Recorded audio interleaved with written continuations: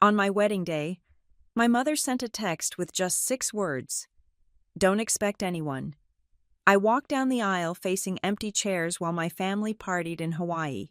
But 3 days later, she was pounding on my front door, screaming about a declined credit card.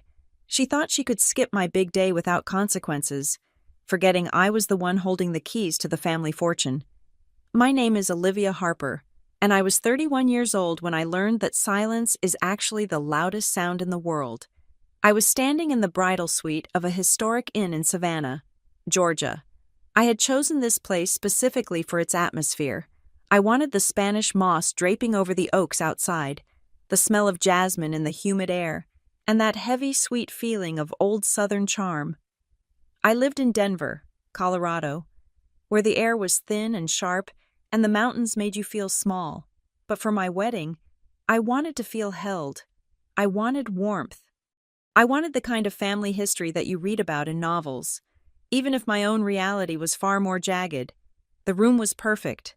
The wallpaper was a soft, dusty rose, and the floorboards creaked with a comforting familiarity. I was adjusting my veil in the antique mirror, trying to ignore the way my hands were trembling. It was typical wedding jitters.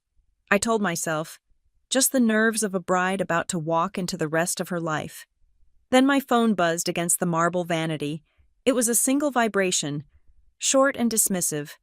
I picked it up, expecting a message from a bridesmaid or perhaps a last-minute vendor question. The name on the screen said, Mom. My heart gave a little jump. I thought maybe she was texting to say they were close, or that she was sorry for being late to the pre-ceremony photos. My mother, Darla Harper, was chronically late. It was her power move. She liked to make an entrance. I swiped the screen open. There were no emojis, no exclamation points, no apologies, just 3 words that hit me harder than a physical blow. Don't expect anyone. I stared at the screen. The time was 4:45 in the afternoon. The ceremony was scheduled to begin in 15 minutes. My brain refused to process the information. It did that thing where it tries to protect you by rejecting trauma instantly. I laughed. A short, breathless sound that bounced off the high ceilings. Don't expect anyone. What did that mean? Did it mean they were stuck in traffic?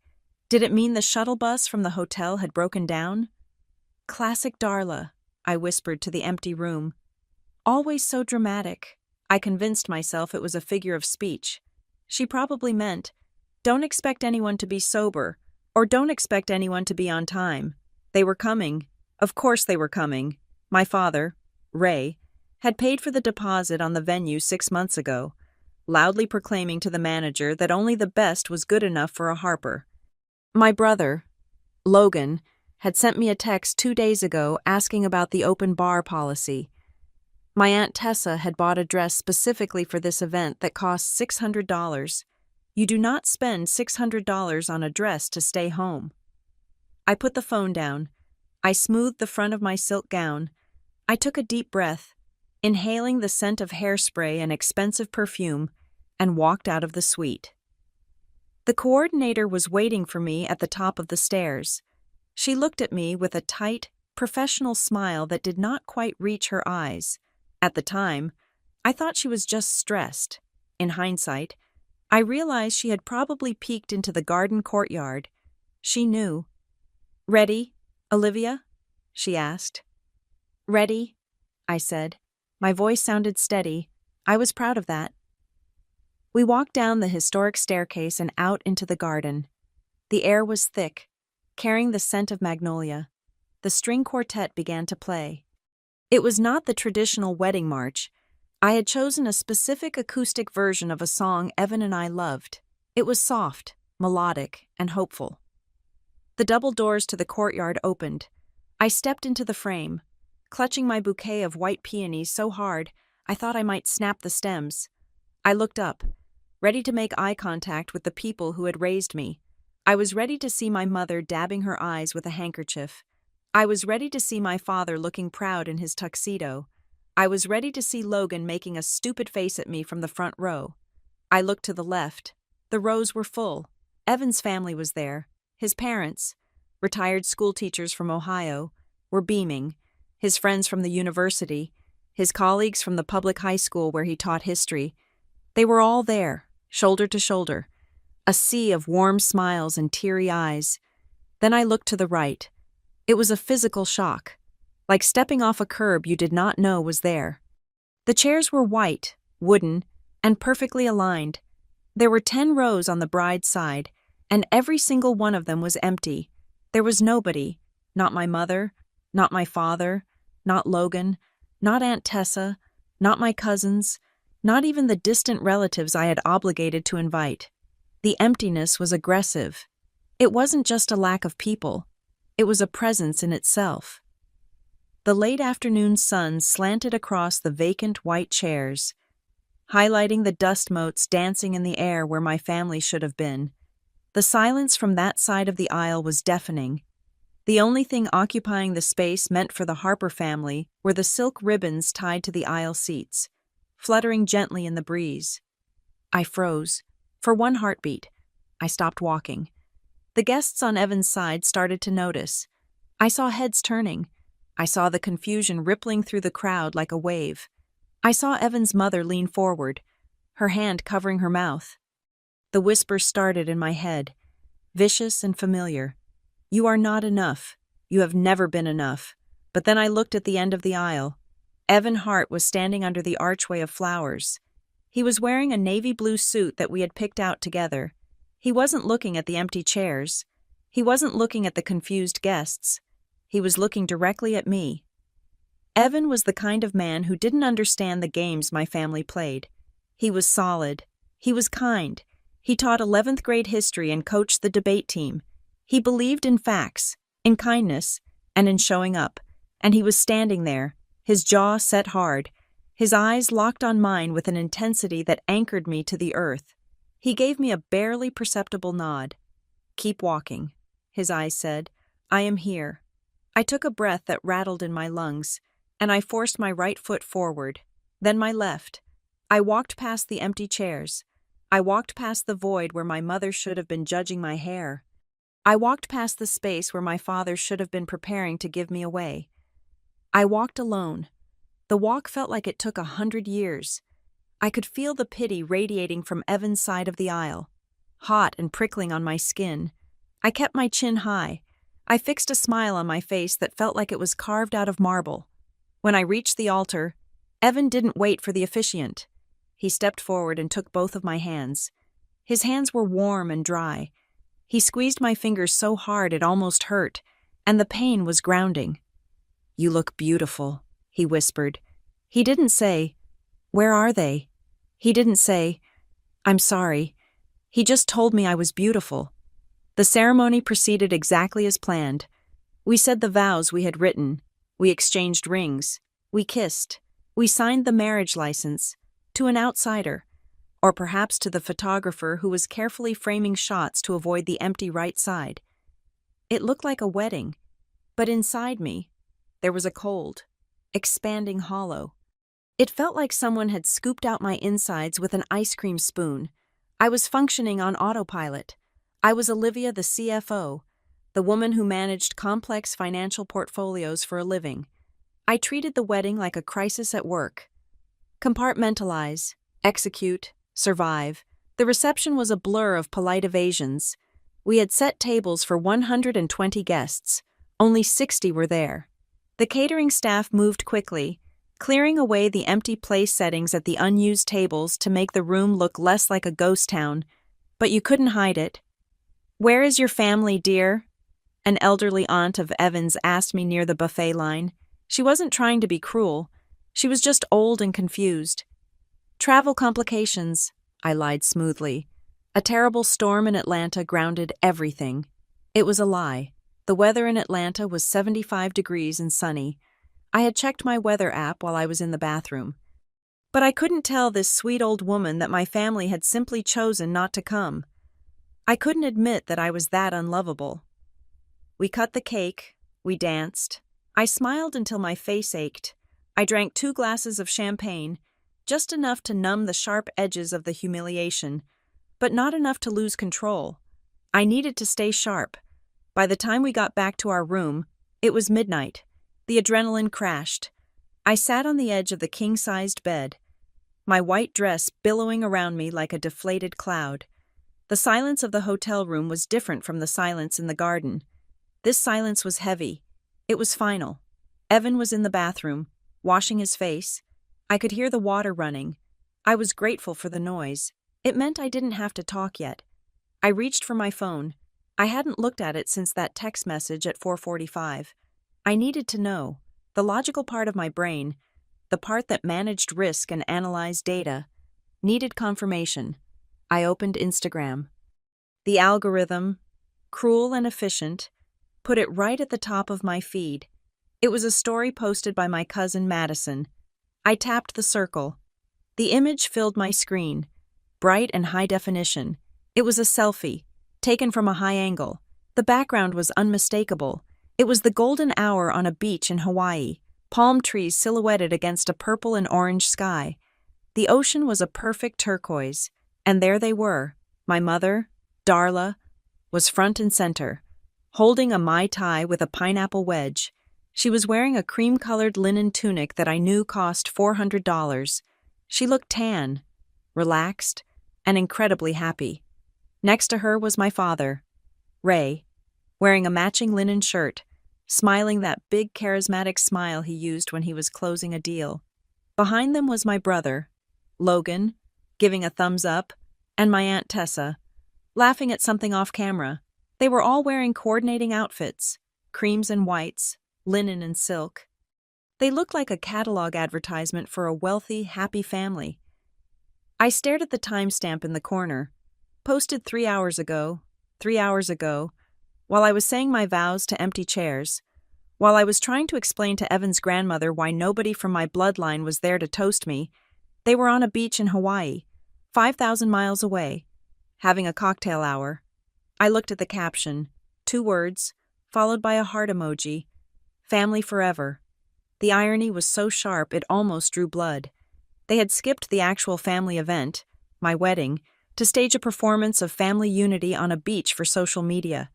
They hadn't just forgotten. They had coordinated this. You don't get matching linen outfits by accident. You don't book a trip to Hawaii for 6 people on a whim. This had been planned for months.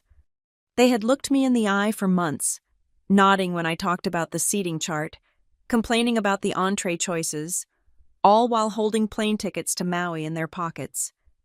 I felt a tear slide down my cheek, hot and fast. I wiped it away immediately. I was not going to cry for them. I had spent 31 years crying for them, trying to be good enough, smart enough, successful enough to earn their presence. I had managed their finances. I had saved their company from tax audits.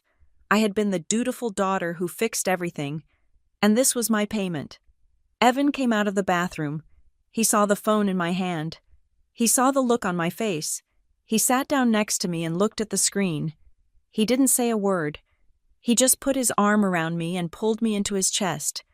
I leaned into him, but my mind was no longer in the room. My mind was racing, connecting dots, pulling up spreadsheets in my head. I didn't scream. I didn't throw the phone across the room. I tapped the reply box on Madison's story. My fingers were steady now. The trembling had stopped completely.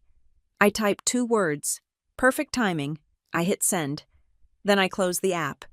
I turned the phone off completely. I placed it on the nightstand, face down. I sat there in the silence, listening to the hum of the air conditioner. The sadness was evaporating, replaced by something much colder and much more useful. It was the feeling I got when I found a discrepancy in a ledger. It was the feeling of clarity. They thought they had ghosted me. They thought they had taught me a lesson about who held the power in this family. They thought I would come crawling back after the honeymoon, begging for forgiveness for whatever imaginary slight had caused this boycott. They didn't realize that by not showing up, they had set me free. They had broken the contract, and like any good financial officer, I knew exactly what to do when a contract was breached. I looked at Evan. "Turn off the light," I said softly. "I'm done with today." I laid my head on the pillow, but I didn't sleep. I lay there in the dark, and for the first time in my life, I wasn't worrying about how to please Darla Harper. I was thinking about bank mandates. I was thinking about authorized user agreements. I was thinking about the power of attorney documents that were sitting in a fireproof safe in my office back in Denver. They wanted a vacation? Fine. I was about to make it the most expensive trip of their lives. I did not scream. I did not throw the expensive vase of white hydrangeas against the wall. I did not call my mother to demand an explanation. Those were the reactions of a daughter, and that daughter had effectively ceased to exist the moment I walked down the aisle alone. Instead, I sat on the edge of the hotel bed, my legs still buried under layers of silk and tulle. The room was dark, save for the digital clock on the nightstand and the streetlights filtering in through the sheer curtains. I reached into my overnight bag and pulled out my laptop. It was a sleek, silver machine, sticker-free and strictly utilitarian. It was the command center of my life. I opened the lid. The screen flared to life, casting a harsh blue-white glow across the darkened room. It illuminated the untouched wedding cake samples on the table and the garment bag containing Evan's suit. I navigated to the secure banking portal for Harper Coast Rentals, to the outside world. Harper Coast Rentals was a charming, family-owned business headquartered in Atlanta, Georgia. We managed high-end vacation properties along the southeastern coast. We sold the image of Southern hospitality, of sweet tea on wraparound porches and linen sheets that smelled like lavender. My parents, Darla and Ray Harper, were the face of the company. They attended the Chamber of Commerce mixers. They shook hands. They smiled for the brochures. But I was the spine. 5 years ago, the company had been bleeding cash. My mother treated the business revenue like a personal piggy bank, and my father lacked the organizational skills to track invoices. When I came on board as the chief financial officer, I found a chaotic mess of unfiled taxes and mixed assets. I had saved them. I had restructured the debt, implemented digital tracking, and automated the payroll. At the time, Darla had been annoyed by the paperwork. She hated reading contracts. She hated compliance. I remember the day vividly. She had tossed a stack of legal documents onto my desk, sighed dramatically, and said, "Olivia, just handle it. I trust you. I do not want to be bothered with every little signature." So she had signed a durable power of attorney and a corporate resolution granting me full administrative rights over the financial accounts. She thought she was delegating a chore. She did not realize she was handing me the weapon that would eventually be pressed against her temple. I typed in my username and password. The system prompted me for a 2-factor authentication code. My phone buzzed. I entered the 6 digits. Access granted. The dashboard loaded. I looked at the numbers with the cold detachment of a surgeon examining an X-ray. There were 4 main accounts. The operating account, which handled payroll and maintenance, the tax reserve, the expansion fund, which was currently holding a significant amount of capital for a planned acquisition in Nashville. And finally, the discretionary expense account, the credit lines attached to the family cards. I clicked on the discretionary account. The transaction list populated. It was a live feed of their Betrayal. Grand Wailea Resort, Maui, pending, $8,400. Seaside Bistro, Maui, pending, $650. Luxury Car Rentals, Maui, pending, $1,200. I scrolled down. The charges had started hitting 48 hours ago. They had been spending money the entire time I was steaming my dress. They were burning through company liquidity to fund the vacation they took instead of coming to my wedding. I looked at the card nicknames listed next to the transactions. Darla, Platinum Corp, Ray, Executive Gold, Logan, Business Associate. They were all active. They were all authorized. I moved my cursor to the Administrative Settings tab. My hand did not shake. The emotional part of my brain was sealed off behind a blast door. I was operating purely on logic now. Logic dictated that if the company officers were absent from a critical family event due to unforeseen circumstances, then any massive spending in a luxury location could be interpreted as fraudulent activity or unauthorized use of funds. I clicked on Darla's card profile. There was a button labeled Freeze Card. I clicked it. A confirmation box popped up. "Are you sure you want to suspend this card? All future transactions will be declined." I clicked yes. I repeated the process for my father. then for Logan, then for Aunt Tessa, who held a supplementary card for marketing expenses that she mostly used for personal shopping. One by one, the status lights next to their names turned from green to red. Suspended. Suspended. Suspended. I wasn't finished.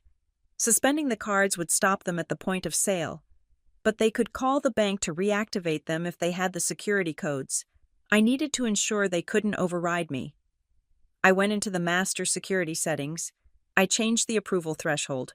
Previously, any transaction under $5,000 went through automatically. I lowered the limit to 0. Now, every single penny, whether it was for a stick of gum or a 5-star dinner, would require manual approval from the primary administrator, me. I opened my email client and composed a new message to our dedicated relationship manager at the bank, a man named Robert, who I had spoken to weekly for 5 years. Subject: urgent, security audit, and authorization review. Dear Robert, I am currently conducting a comprehensive internal audit of the Harper Coast Rentals discretionary accounts due to some irregularities I have flagged this weekend. Effective immediately, please place a hard hold on the cards ending in 4588, 9021, and 3365. I have temporarily suspended them via the portal, but I need you to flag the accounts for potential compromised activity. We have noticed high-value transactions originating from Hawaii that do not align with our current business schedule. Until I can verify these with the cardholders personally, please decline all further authorization requests. Do not lift these holds without a written directive from my verified email address. Regards, Olivia Harper, CFO. I hit send. The trap was set. They were 5,000 miles away from home, on an island, with a lifestyle that required a constant flow of cash, and I had just turned off the tap. Olivia? The voice came from the doorway. I looked up. Evan was standing there. He had taken off his suit jacket and tie, but he was still wearing his white dress shirt, unbuttoned at the collar. He looked exhausted. He looked at me, sitting in my wedding dress in the dark, bathed in the blue light of the laptop. He looked at the screen, then back at my face. "What are you doing?" he asked softly. He wasn't judging me. He sounded concerned, like he was afraid I was having a breakdown. I turned back to the screen. "I am handling business," I said. My voice sounded strange to my own ears. Flat, calm, devoid of the tremor that had been there during the ceremony. "It's 3 a.m, Evan said. He walked over and sat on the edge of the bed near my feet. "Come to sleep. Liv. Don't torture yourself looking at their photos." "I am not looking at photos," I said. "I am looking at the ledger." Evan frowned. "What does that mean?" I turned the laptop slightly so he could see the dashboard. "It means that for 10 years, I have managed every dollar this family makes. I have fixed their mistakes. I have covered their overdrafts. I have moved money between accounts at midnight so checks wouldn't bounce. I have been the safety net." I gestured to the row of red suspended icons. "I am stopping," I said. "I am stopping saving them."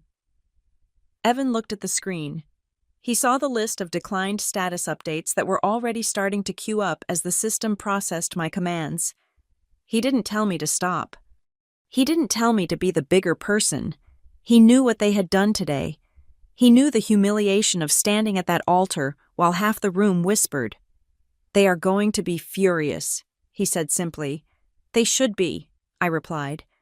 Consequences are usually infuriating for people who have never had to face them. I turned back to the laptop to close the browser. I was about to shut the lid when something caught my eye. It was in the pending transfers section of the expansion fund. Usually, this fund was reserved for commercial real estate acquisitions, new rental properties that I had vetted, analyzed, and approved. I knew every deal in our pipeline. We were currently negotiating for a duplex in Nashville, but that deal was weeks away from closing. But there, at the bottom of the list, was a wire transfer scheduled to clear in 72 hours. Aloha Escrow Services, pending authorization. I froze. I leaned closer to the screen. The amount was substantial. $50,000. Escrow. That meant real estate. That meant a down payment. I frowned. Aloha Escrow. The name was obvious. It was a Hawaiian title company. I had not authorized a purchase in Hawaii. We did not operate in Hawaii. Our entire business model was based on driving distance destinations in the South. We didn't have the logistics or the staff to manage property in the Pacific. I clicked on the transaction to expand the details. The beneficiary address was in Kihei, Maui. The memo line was blank, which was a violation of company policy, but the authorization code. I stared at the digital signature attached to the request. It was authorized by D. Harper, my mother. My stomach turned over. This wasn't just a vacation. You do not send a $50,000 deposit to an escrow company for a 2-week holiday. You send that kind of money when you are buying something. I quickly opened a new tab and searched for the name of the escrow company. It was real. It was a legitimate firm specializing in luxury vacation condos in Maui. My mind raced. $50,000 was a standard 10% earnest money deposit on a property worth $500,000, or perhaps a partial payment on something much larger. Why would my mother be buying property in Hawaii? And more importantly, why would she try to sneak it through the company accounts on the weekend of my wedding? She knew I monitored these accounts. She knew I would see it eventually, unless... I looked at the date the transfer was initiated. It was yesterday, the day before the wedding. She must have assumed I would be too distracted. She thought I would be on my honeymoon. She thought I would be disconnected, basking in marital bliss, too busy drinking mimosas to check the daily cash flow reports. She counted on my happiness being her cover. She had weaponized my wedding against me. She used the one day I was supposed to be off the clock to rob the company blind. "What is it?" Evan asked, seeing the change in my posture. "Liv, you look pale." "They aren't just on vacation," I whispered. The coldness in my chest spread, turning into ice. "Evan, look at this." I pointed to the Aloha Escrow line item. "She is trying to buy a condo," I said, the pieces clicking together. "She is using the company's expansion capital, money we need for the Nashville deal, to buy herself a vacation home in Maui, and she tried to slip it past me while I was walking down the aisle." I sat back, the realization hitting me with the force of a physical blow. This was why they weren't here. It wasn't just that they didn't care. It was that they were busy closing a deal they knew I would never approve. They skipped my wedding to embezzle from the company I built for them. I looked at the cancel transfer button. If I clicked it, the deal would die. The escrow company wouldn't get the funds. The contract would be voided. They would lose the property and likely face legal action from the seller. But more than that, if I dug deeper into this transaction, I had a feeling I would find more than just a rogue wire transfer.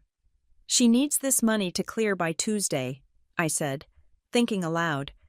"If it doesn't, she is in breach of contract." I looked at Evan. She sent me a text telling me not to expect anyone. She wanted me to be sad. She wanted me to be crushed so I wouldn't be paying attention. I hovered my mouse over the transaction. I didn't cancel it yet. I wanted to see the supporting documents. I wanted to see exactly whose names were on the deed of this phantom property. I clicked Download Attachments. The file began to download. It was a large PDF. I waited, watching the progress bar. My wedding dress felt like armor now. The tears were gone. I wasn't just a scorned daughter anymore. I was the auditor, and I was about to tear their little paradise apart, $1 at a time. The sky over Denver was the color of a bruised plum. It was Tuesday morning, 3 days after the non-event that was supposed to be the happiest day of my life. Outside my kitchen window, the Colorado weather was doing exactly what it always did in late spring, threatening a storm that felt personal. I was standing at the granite island, pressing the plunger down on a French press. The smell of dark roast coffee was the only thing grounding me. My husband, Evan, had already left for the high school. He had kissed my forehead at 6:30 in the morning, whispering that I should keep my phone off and try to read a book. He was worried about me. He thought I was fragile. He did not know I had spent the last 72 hours turning my grief into a forensic audit. I poured the coffee into a mug. The steam rose up, curling in the gray light. Then, The house shook. It wasn't thunder. It was a fist pounding against my front door with enough force to rattle the window panes in their frames. It was a rhythmic, violent hammering that demanded attention. Bam, bam, bam. I didn't jump. I didn't spill my coffee. I knew exactly who was on the other side of that door. A courier would have rung the bell. A neighbor would have knocked politely. This sounded like a SWAT team, or a woman who had just realized her credit limit had been reduced to 0. I took a slow sip of coffee. The pounding started again, accompanied by a muffled shout. "Olivia, open this door. I know you are in there. The car is in the driveway." I walked to the entryway. I didn't rush. I unlocked the deadbolt and turned the handle. The door flew open before I could even step back. My mother, Darla Harper, stormed into my hallway like a tropical hurricane making landfall in the Rocky Mountains. The visual dissonance was jarring. Outside, it was 50 degrees and raining. My mother was dressed for a Mai Tai mixer at the Ritz-Carlton. She was wearing a flowing silk caftan printed with bright orange hibiscus flowers. Her skin was a deep, aggressive bronze, the kind you get from 3 days of dedicated tanning oil application. Her blonde hair was blown out to perfection. An enormous gold hoop earring swung violently as she whipped her head around to look at me. She brought the smell of coconut sunscreen and expensive duty-free perfume into my house. "What did you do?" she shrieked. She didn't say hello. She didn't look at my face to see if I had been crying. She didn't ask where Evan was. She didn't even wipe her feet. "Hello, Mother," I said, leaning against the wall, crossing my arms over my chest. "How was Hawaii?" "Don't you get smart with me," she snapped, pointing a manicured finger in my face. Her acrylic nails were painted a neon coral. "You know exactly what I'm talking about. The cards, the accounts, everything came back declined." She spat the word. Declined, as if it were a slur, as if it were the filthiest thing a person could be called. "I was standing at the checkout counter of the resort boutique," she continued, her voice rising to a pitch that threatened to shatter the glass in the hallway mirror. "I had 3 silk scarves and a commemorative vase on the counter.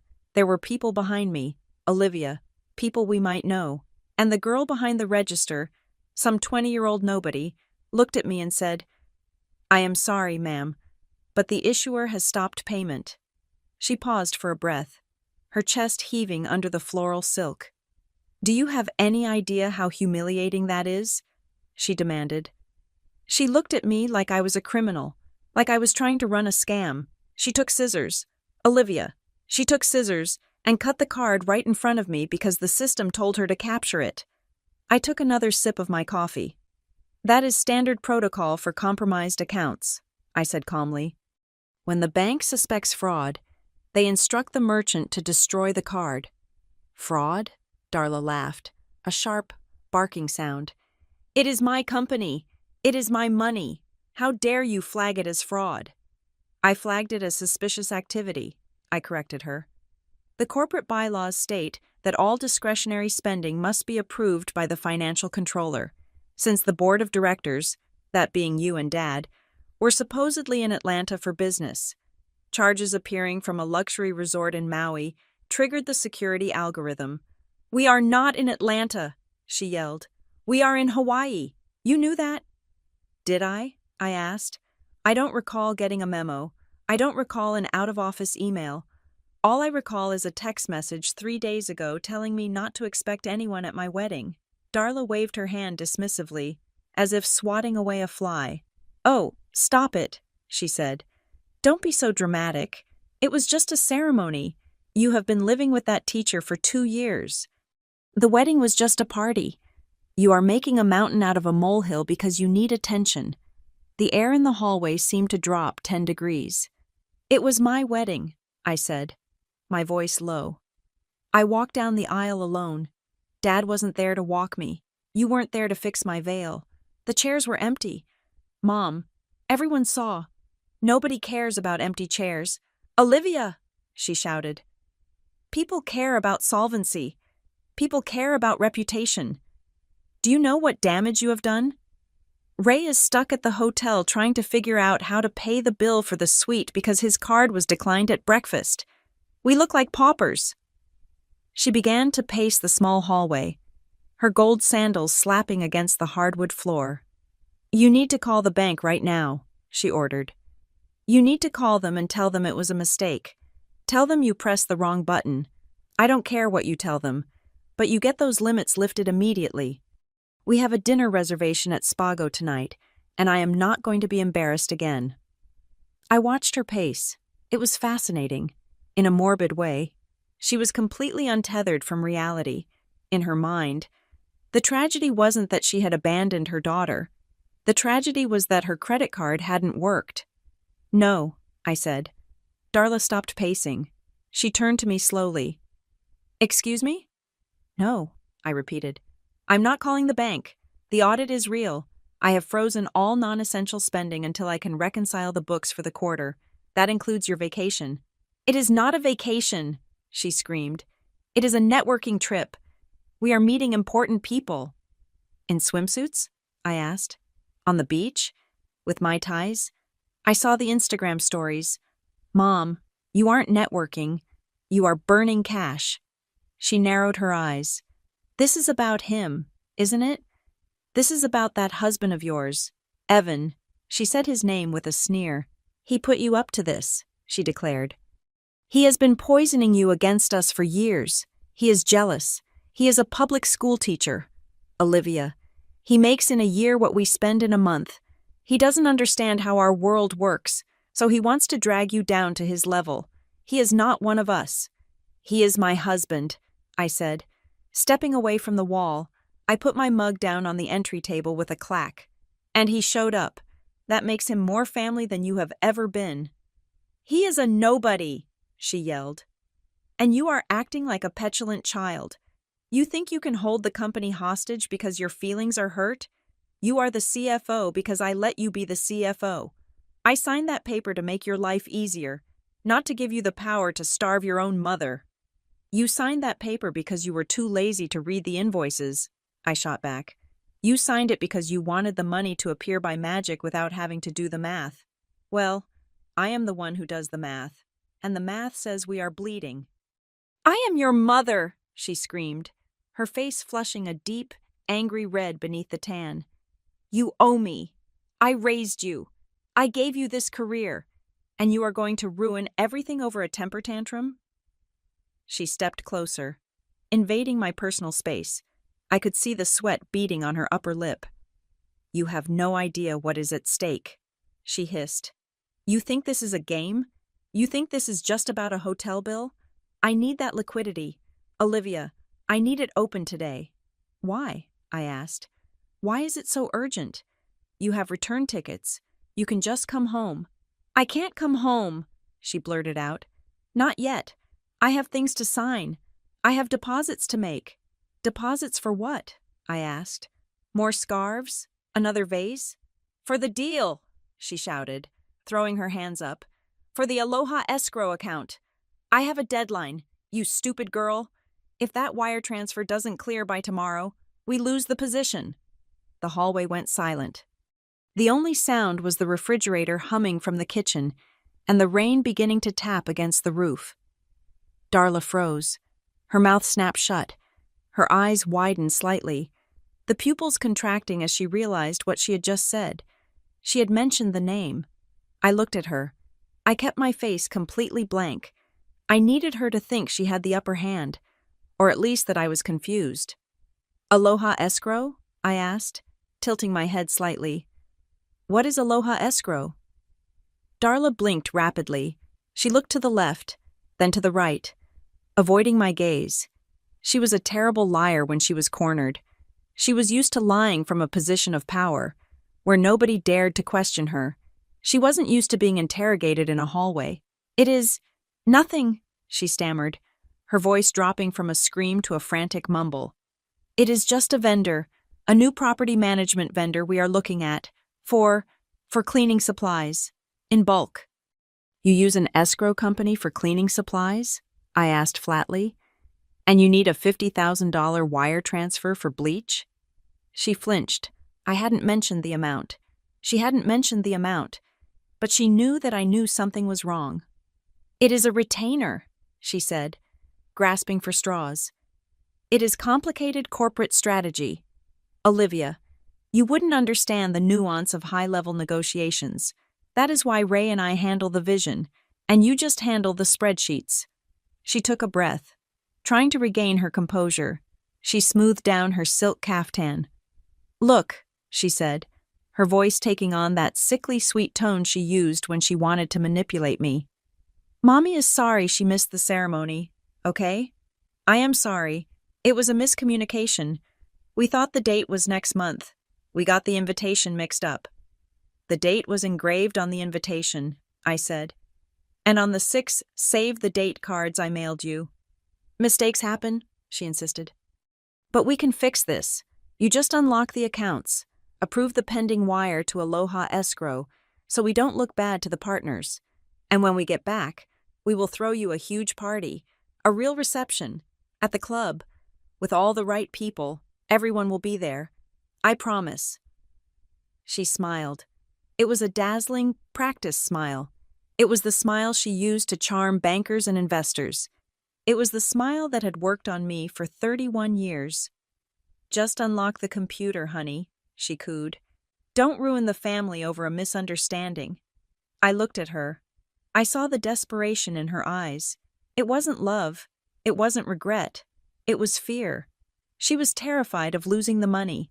She was terrified of losing the condo she was trying to buy behind my back. "Aloha Escrow," I repeated softly. "You know, that sounds like a title company. Mom, not a cleaning vendor." Darla went rigid. "I told you what it is. Don't question me." "I am not questioning you," I said. "I am protecting you. If it is just a vendor, then it can wait until you return to Atlanta and submit the proper purchase orders. I can't authorize a wire transfer that large without a contract on file. It would be negligent." "I am the owner," she screamed, the mask slipping again. "I am ordering you to send the money." "And I am the authorized signer," I said. "And right now, I don't see a valid business reason to send $50,000 to Maui. So, the answer is no." Darla looked at me with pure hatred. It was a look I had seen her give to maids who missed a spot, or waitresses who brought the wrong wine. But she had never looked at me like that before, like I was the enemy. "You will regret this," she whispered. "You think you are so smart with your little laptop and your little teacher husband, but you are nothing without us. You are a glorified accountant, and when I get my hands on those books, I will fire you so fast your head will spin." "You can try," I said. "But right now, your card is declined, and it is going to stay declined." I walked over to the door and held it open. The cold wind blew in, ruffling her silk caftan. "Get out of my house," I said. Darla stared at me, her mouth open. She looked around the hallway, as if waiting for an audience to witness this travesty. Then she let out a sound of frustration, a guttural growl, and stomped out onto the porch. "I will be back," she yelled over the rain. "And I will bring your father, and we will see who holds the keys then." "Drive safe," I said. I slammed the door. I locked the deadbolt. I leaned my forehead against the cool wood of the door and closed my eyes. My heart was hammering against my ribs, but my hands were steady. Aloha Escrow. She had confirmed it. She needed the money this week. That meant the closing date was imminent, and if she was this desperate, it meant she had already put something else on the line, something she was afraid to lose. I pushed off the door and walked back to the kitchen. My coffee was cold. I poured it down the sink. I needed to call the bank again. And this time, I wasn't just going to freeze the cards. I was going to request the full loan documentation for whatever property they were trying to buy. Because if my name was on the company accounts, and they were using company funds for a down payment, I had a legal right to see the deed. The banging on the door had stopped, but the war had just begun. The silence in my house did not last long. When you cut off the flow of money to people who have never worked for a dollar in their lives, the reaction is not a gradual realization. It is immediate, loud, and panicked. It is the sound of oxygen being sucked out of a room. My phone began to light up less than 24 hours after my mother stomped off my porch. The first domino to fall was my brother, Logan. Logan was 29 years old. He liked to call himself an entrepreneur, which in the Harper Family Dictionary meant he had a lot of ideas that cost $50,000 to start and $0 to finish. His latest obsession was a sports bar concept in Nashville. He had been bragging about it for months, telling anyone who would listen that he was going to revolutionize the honky-tonk scene. I was sitting at my dining table, which I had converted into a temporary command center. My laptop was open. A stack of old bank statements was to my left. A notepad was to my right. My phone buzzed against the wood. It was a text from Logan. "Hey Liv, the bank app is glitching. It says the expansion fund is restricted. Can you reset it? I'm with the broker." I looked at the message. I took a sip of water. I did not reply. 2 minutes later, "Liv? Seriously, I'm sitting here with the lease agreement. The guy needs the deposit wire confirmation. Pick up." 5 minutes later, "Answer the phone, Olivia." "You are embarrassing me. The broker thinks we are broke." I watched the texts roll in like a ticker tape of desperation. For years, I would have dropped everything. I would have called the bank. I would have moved funds from the tax reserve to cover him, then spent 3 nights awake figuring out how to put it back before the IRS audit. I would have saved him from looking foolish. Today, I just watched the screen. Then came the call. I let it go to voicemail. He left a message. I played it on speakerphone, my pen hovering over my notepad. "Olivia, what is wrong with you?" His voice was cracking. He sounded like a teenager who had been grounded, not a businessman. "I am in Nashville. Do you hear me? I am in Nashville. The landlord is giving me until end of business today to wire the $50,000, or he is giving the space to someone else. Mom said you locked the accounts. Unlock them. This is my future you are messing with. You are just mad about the wedding. But this is business. Don't be a witch." I wrote down on my notepad. Logan Harper. Attempted unauthorized access to expansion fund. $50,000.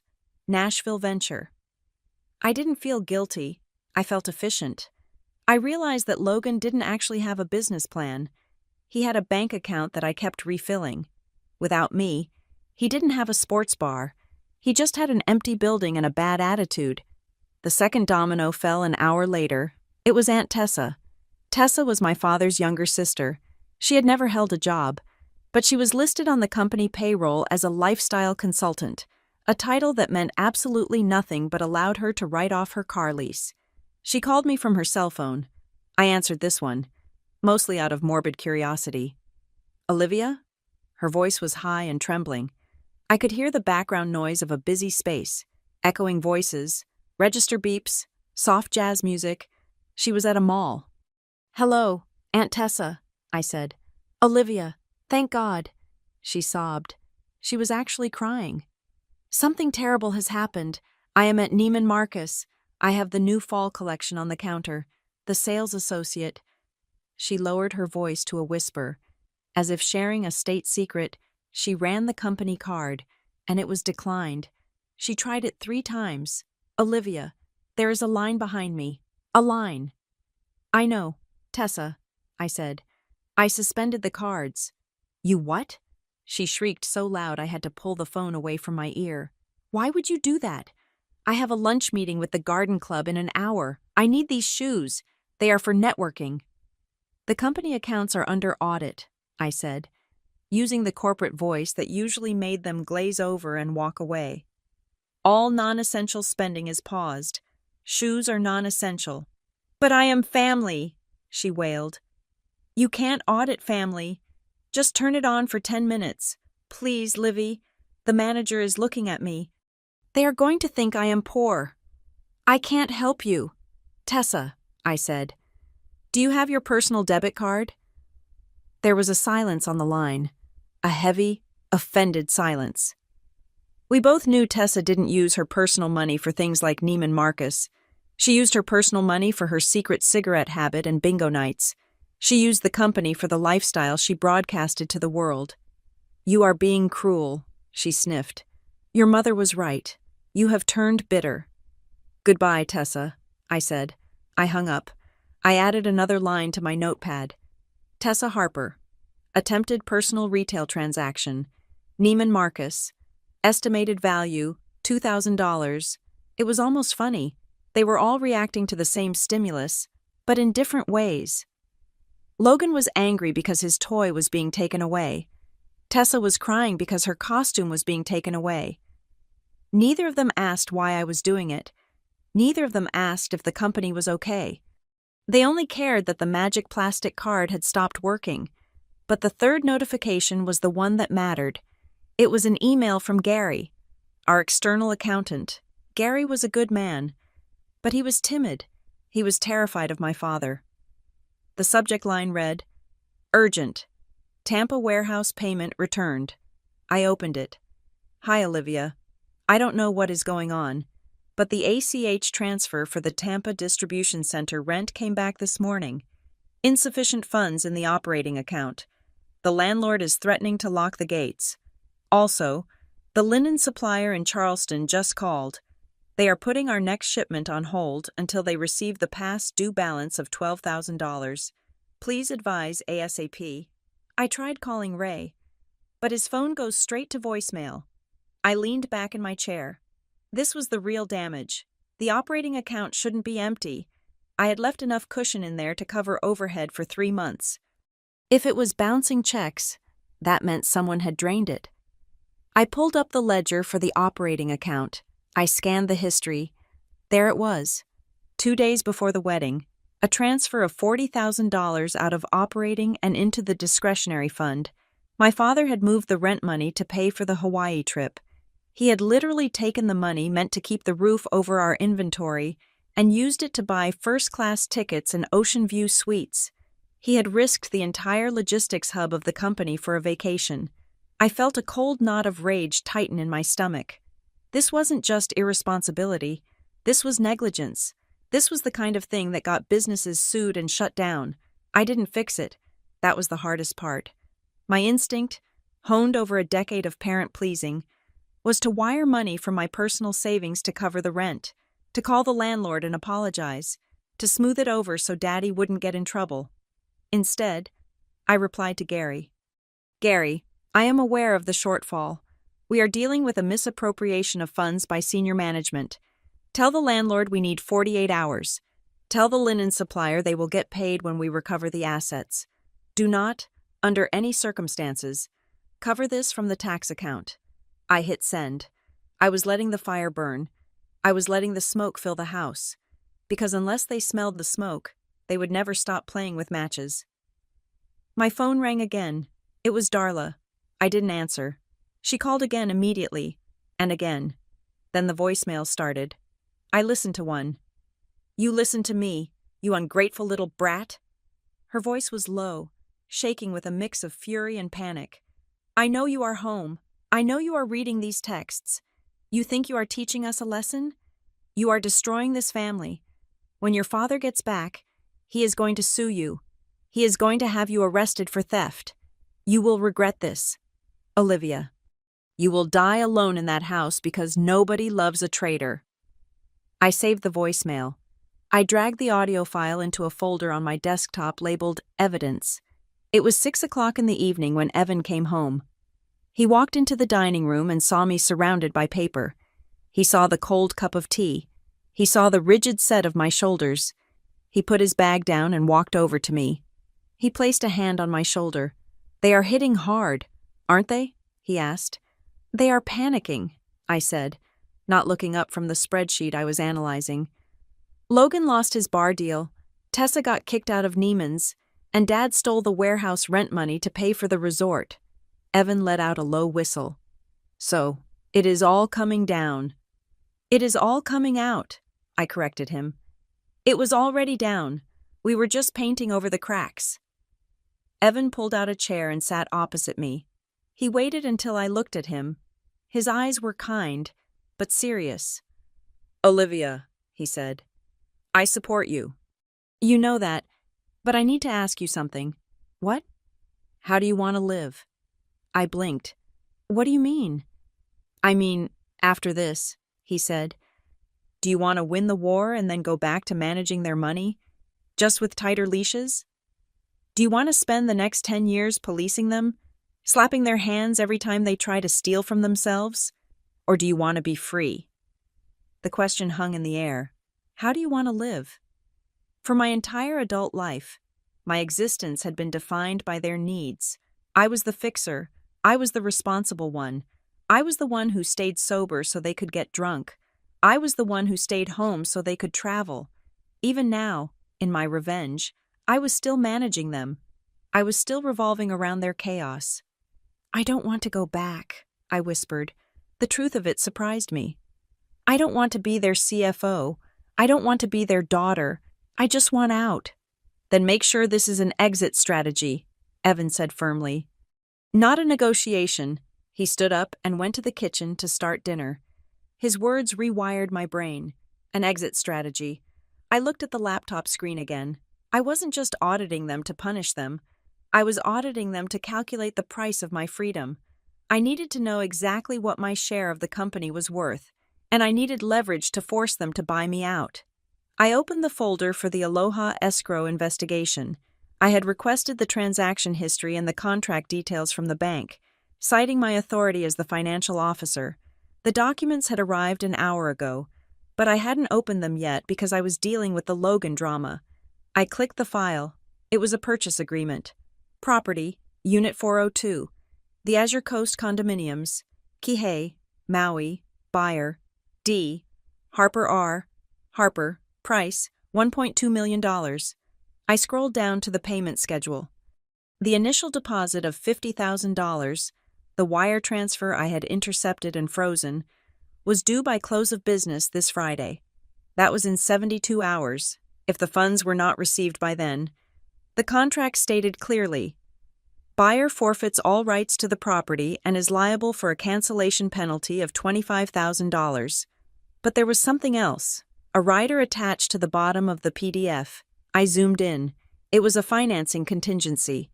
It listed the assets being used as collateral for the mortgage on the remaining balance. Collateral. Primary lien on Harper Coast Rentals commercial inventory and accounts receivable. My breath hitched. They weren't just using company cash for the down payment. They were pledging the entire company's assets to secure the loan for their vacation home. They were gambling the warehouse, the inventory, and the future revenue of the business to buy a condo they couldn't afford. And they had done it without my signature. I looked at the signature line on the loan application. There was my name, Olivia Harper. It was signed in blue ink. It looked like my signature. It had the same loop on the O and the same sharp slant on the H, but I knew I hadn't signed it. I had been tasting cake fillings on the day this document was dated. My mother hadn't just skipped my wedding. She had forged my signature to leverage the family business so she could retire in style. I understood the screaming now. I understood why she had banged on my door until the windows rattled. She wasn't just mad about a declined credit card. She wasn't just worried about looking poor in front of her friends. She was terrified. Because if I didn't release that wire transfer in 72 hours, the deal would fall through. The sellers would ask questions. The bank would ask why the funds were frozen, and the forgery would be exposed to the light of day. She was 3 days away from committing a felony fraud, and I was the only thing standing between her and a prison sentence. I picked up my phone. I didn't call her. I took a photo of the forged signature on my screen. Then I texted Evan from the other room. I know how I want to live, and I know exactly how to get there. I created a new folder on my desktop. I named it The Leverage. The phone rang again. It was my father this time. I let it ring. Let them sweat. I had 72 hours to build my case, and for the first time in my life, time was on my side. The glow of the computer screen was the only light in my office. I had printed the documents. I needed to hold them. I needed to feel the weight of the paper to believe what I was seeing. My laser printer had churned out 50 pages of loan applications, credit disclosures, and guarantor agreements. I spread them out across my desk like an autopsy of my financial life. I picked up the primary document. It was a secured credit facility agreement from a lender I did not recognize, based in Honolulu. The principal amount was massive. It was designed to cover the balance of the condo purchase that the initial $50,000 down payment was supposed to secure. But a loan of that size requires a guarantor. It requires someone with a pristine credit score, a low debt-to-income ratio, and a documented history of high earnings. My parents did not have those things. Their credit was a roller coaster of maxed-out limits and minimum payments. Their income was whatever they decided to draw from the company that month. I did have those things. I looked at the bottom of page 32. There was a line labeled Guarantor Signature, and there was my name, Olivia Harper. It was written in blue ink. I grabbed a magnifying glass from my desk drawer. I felt like a detective in a noir film. But the crime wasn't a murder, it was identity theft. I hovered the glass over the signature.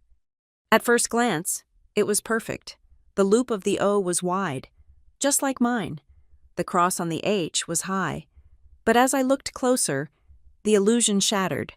When a person signs their name, they do it with muscle memory. It is fluid. The pen moves fast, creating tapered ends on the letters where the tip lifts off the page. This signature was not fluid. The lines were uniform in thickness. There was a microscopic shake in the upstroke of the L, a hesitation that happens when a hand is moving slowly, carefully tracing a line rather than writing a letter. The dot over the I was a perfectly round circle, pressed hard into the paper. I never dotted my I's with circles. I used a quick dash. Someone had practiced this. Someone had taken a copy of my signature, placed it under this document, and traced it. The realization made my stomach drop. This wasn't just a financial disagreement. This was a felony. Then, the memory hit me. It hit me so hard I had to sit down. It was 3 weeks ago, a Tuesday morning. The office was chaotic because we were preparing for the quarterly tax filing. My desk was buried in receipts. My mother, Darla, had breezed into my office. She was wearing a new trench coat and carrying a latte. She looked stressed, which usually meant she was bored and wanted to create drama. "Here," she had said, dropping a thick stack of papers on top of my tax forms. "I need you to sign these. It is just the annual corporate governance updates. The Secretary of State needs them by 5. I had sighed, rubbing my temples. "Can I read them later?" "Mom, I am in the middle of the payroll audit." "No time," she had insisted, tapping her manicured nail on the desk. "I am on my way to lunch with the zoning board. Just sign the back pages so I can drop them off. It is just standard liability stuff. You know the drill. Unless you don't trust me?" She had used that tone, the one that implied I was being difficult. The one that made me feel guilty for doing my job. So, I had flipped to the back pages. I saw the sticky notes with arrows saying, "Sign here." I saw the signature blocks. I didn't read the headers. I trusted her. She was my mother. I signed 3 times. Quickly. Messy scrawls to get her out of my office so I could go back to work. I looked at the document on my desk now. She hadn't filed those papers with the Secretary of State. She had slipped the loan guarantee into the stack. She had tricked me into co-signing $1 million debt while I was trying to save her company money on taxes. I felt a wave of nausea. I didn't scream. I didn't cry. I reached for my phone and dialed a number I had saved years ago but never used. Sarah Jenkins, attorney at law. Sarah was a shark. She was a corporate litigator who had handled a dispute for a friend of mine. She had no ties to the Harper family. She didn't play golf with my father. She didn't go to brunch with my mother. "I need an appointment," I said. "Emergency. Today." 2 hours later, I was sitting in a glass-walled conference room in downtown Denver. The air smelled of expensive leather and sanitizer. Sarah Jenkins sat across from me. She was wearing a gray suit that looked like it could cut glass. She read the documents I had brought. She looked at the signature I had flagged. She looked at the audit logs I had printed from the bank. She took off her glasses and looked at me. "You know what this is, Olivia," she said. Her voice was calm, devoid of the pity I usually got from people when I talked about my family. "It is fraud," I said. "It is bank fraud, wire fraud, and identity theft," Sarah corrected. "If you report this to the police, your mother goes to prison, minimum 5 years, probably more given the amount." I stared at the table. Prison. The word hung in the air. I don't want to be the daughter who put her mother in jail, I whispered. I just want out. I want my name off this debt. Sarah nodded. Then we don't go nuclear yet. We go procedural. We use the bureaucracy against them. If you scream and yell, they will gaslight you. They will say you agreed to it verbally. They will say you forgot. But if we use paper, we win. She pulled a legal pad towards her. Here is the strategy, she said, writing as she spoke. 1. We file a formal affidavit of status with the lender. We state that you did not authorize this guarantee and that the signature is contested. We demand a forensic handwriting analysis.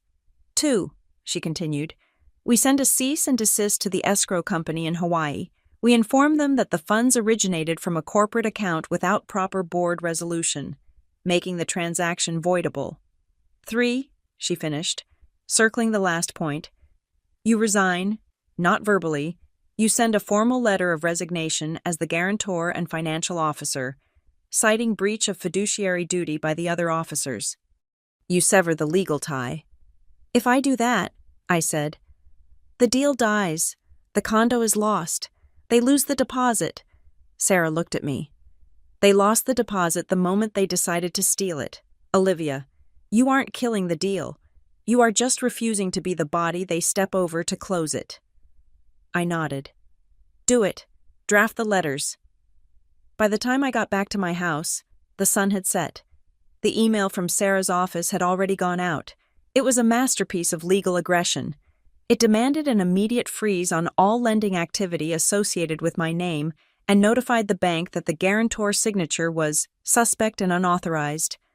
I sat on my couch, waiting. It didn't take long. My phone rang. It was Logan. I answered. I put it on speaker. You selfish witch, he screamed. There was no hello, just pure, unadulterated rage. The broker just called me. He said the bank pulled the financing. He said there is a fraud alert on the file. Hello, Logan, I said. Don't hello me, he shouted. Do you know what you did? Mom is crying. Dad is throwing things. You killed the condo. That was going to be our vacation home. That was going to be the family legacy. It wasn't a legacy, I said calmly. It was a theft. You can't build a legacy on a forged signature. Logan, who cares about a signature? He yelled. It is just paperwork. We are family. You are supposed to help us. I had plans. Olivia, I was going to use that condo to host investors for my bar. I already promised people they could stay there. I closed my eyes. It was always about him. You promised people a vacation in a house you didn't own, paid for with money you didn't earn, secured by a sister you didn't invite to your life, I said. You were invited, he argued. You just made it weird. And now you are punishing us because you are jealous that we are in Hawaii and you are stuck in Denver. I am not jealous, I said. I am legally protecting myself. The bank knows, Logan. If I hadn't reported it, I would be liable for the debt. I am not going to pay $1 million for a house I am not allowed to visit. You are dead to me, he spat. You ruined my dream. I hope you are happy. The line went dead. I looked at the phone. You ruined my dream. I hadn't ruined anything. I had just stopped holding up the sky so they could pretend they were flying. Then came the text from Darla. I expected more screaming. I expected threats. But Darla was smarter than Logan. She knew that anger hadn't worked yesterday, so she switched tactics. The message popped up on my screen. My sweet girl, please ignore your father and brother. They are just stressed. I know you are hurt. I am so sorry for everything. But please, Olivia, I am begging you. We are in a bind. If the bank doesn't clear this by Friday, we lose everything. Not just the condo. They will call the other loans. The company could fold. It was the honey trap. My sweet girl. She hadn't called me that in 20 years. A second message followed immediately. I just need you to call the bank and tell them it was a misunderstanding. Tell them you authorized it verbally, just for this week. Once we close, we can refinance and take your name off. I promise. Just help Mommy this one last time. I love you. I stared at the words, I love you. They looked alien on the screen. She was trading them like currency. She was offering me a scrap of affection in exchange for $1 million of risk. I didn't reply. 5 minutes passed. The silence stretched. When she realized the love bombing wasn't working, the mask fell off completely. The third message arrived. If you don't fix this, don't bother calling yourself a Harper anymore. You are cutting your own throat. If you don't help us, you are not my daughter. You are nothing. I read the text twice. You are not my daughter. It should have hurt. It should have been the thing that broke me. But instead, it felt like a diagnosis. I finally understood the disease that had been rotting our family tree for decades. They didn't miss my wedding because they didn't love me. That gave them too much credit. They missed my wedding because, to them, I wasn't a person with life events. I wasn't a bride. I wasn't a woman with feelings. I was a utility.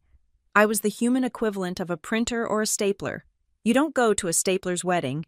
You don't ask a printer how its day was. You just expect it to work when you press the button.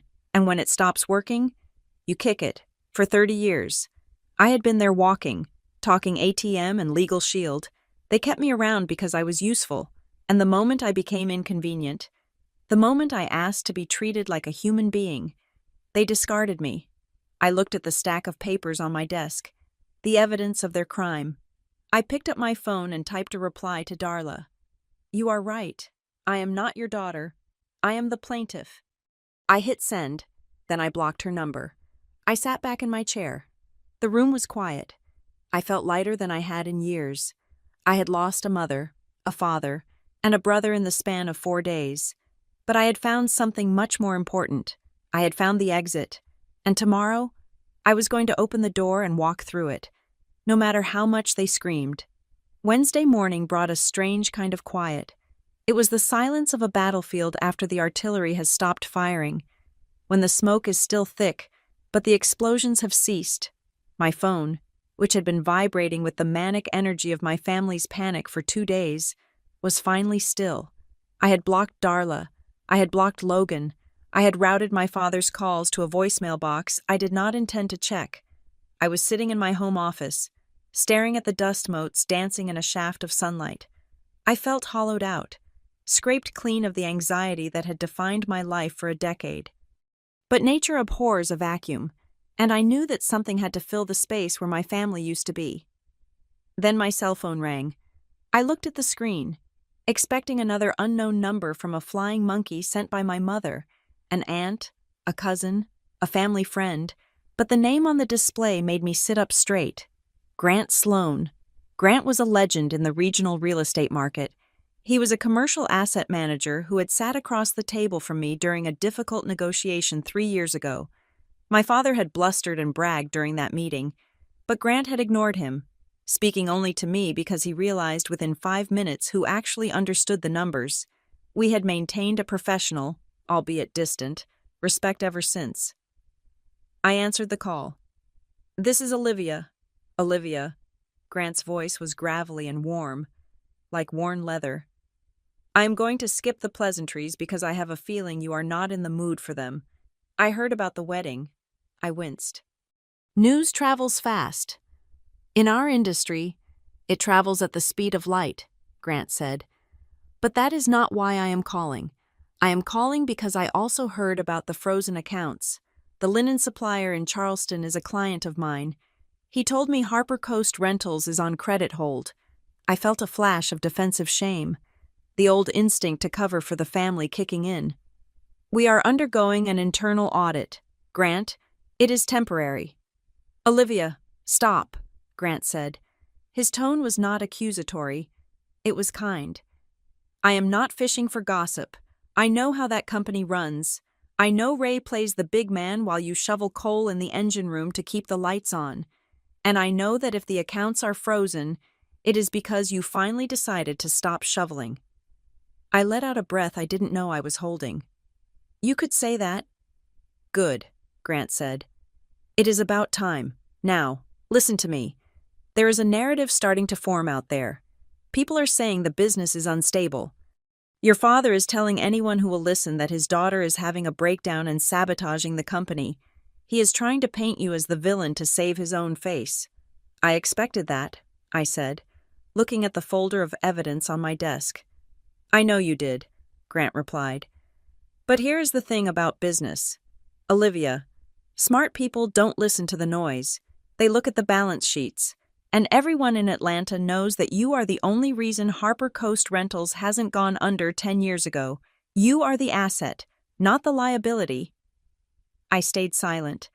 It was the first time anyone outside of Evan had acknowledged my competence without attaching a request for a favor. I am consulting for a firm called North River Housing Group, Grant continued. They are a private equity group moving into the residential management sector. They are aggressive, they are well-funded, and they need a director of operations control. They need someone who knows how to spot a leak and plug it. They need a shark who knows the local market. He paused. I pitched you this morning. They want to meet you. My heart gave a sudden, hard thump against my ribs. Grant, I am technically still the CFO of a competitor. Are you? He asked. Or are you a hostage? The word hung in the air. There is more, Grant said. North River is looking to acquire market share. They know your family's business is distressed. If you come on board, part of the package could involve North River buying out your personal equity in Harper Coast Rentals. We know you hold 15% of the shares. We can structure a buyout at fair market value. You walk away with a check, a new title, and zero ties to the Harper mess. I closed my eyes. A buyout. For years. Those shares had been my handcuffs. They were illiquid assets. Paper wealth that I couldn't access because the family company never paid dividends. Only salaries. My parents used the profit for their lifestyle, and my shares were just a number on a tax return. If North River bought me out, I would have actual cash, and more importantly, I would have no legal obligation to my parents. I would be a stranger. Why would you do this for me? I asked. Because I need a director of operations who can tell me the truth when things are ugly, Grant said. And I have seen you tell your father no in a boardroom full of men. That is a rare skill. I am sending you the offer letter and the non-disclosure agreement. Read it. Do not let loyalty to people who abandoned you keep you poor. We hung up. 5 minutes later, my email chimed. I opened the document. The salary was 40% higher than what my father paid me. The benefits were comprehensive, but it was the buyout clause that made my hands shake. North River Housing Group agrees to purchase all outstanding Class B shares held by Olivia Harper upon commencement of employment. It was an exit door. It was wide open, bathed in light, but as I stared at it, the guilt crept in. It was a conditioned response, programmed into me since childhood. If I took this job, if I sold my shares to a competitor, I wasn't just leaving, I was nuking the bridge. My parents would lose their financial shield. They would have to deal with a private equity firm as a minority shareholder instead of their compliant daughter. They would be eaten alive. I would be destroying them, I whispered to the empty room. No, a voice said from the doorway. You would just be stopping the rescue. I turned. Evan had come home for his lunch break. He was leaning against the doorframe, holding a sandwich in a plastic bag. He must have seen the look on my face. I turned the laptop so he could see the offer. He read it in silence. He read the salary.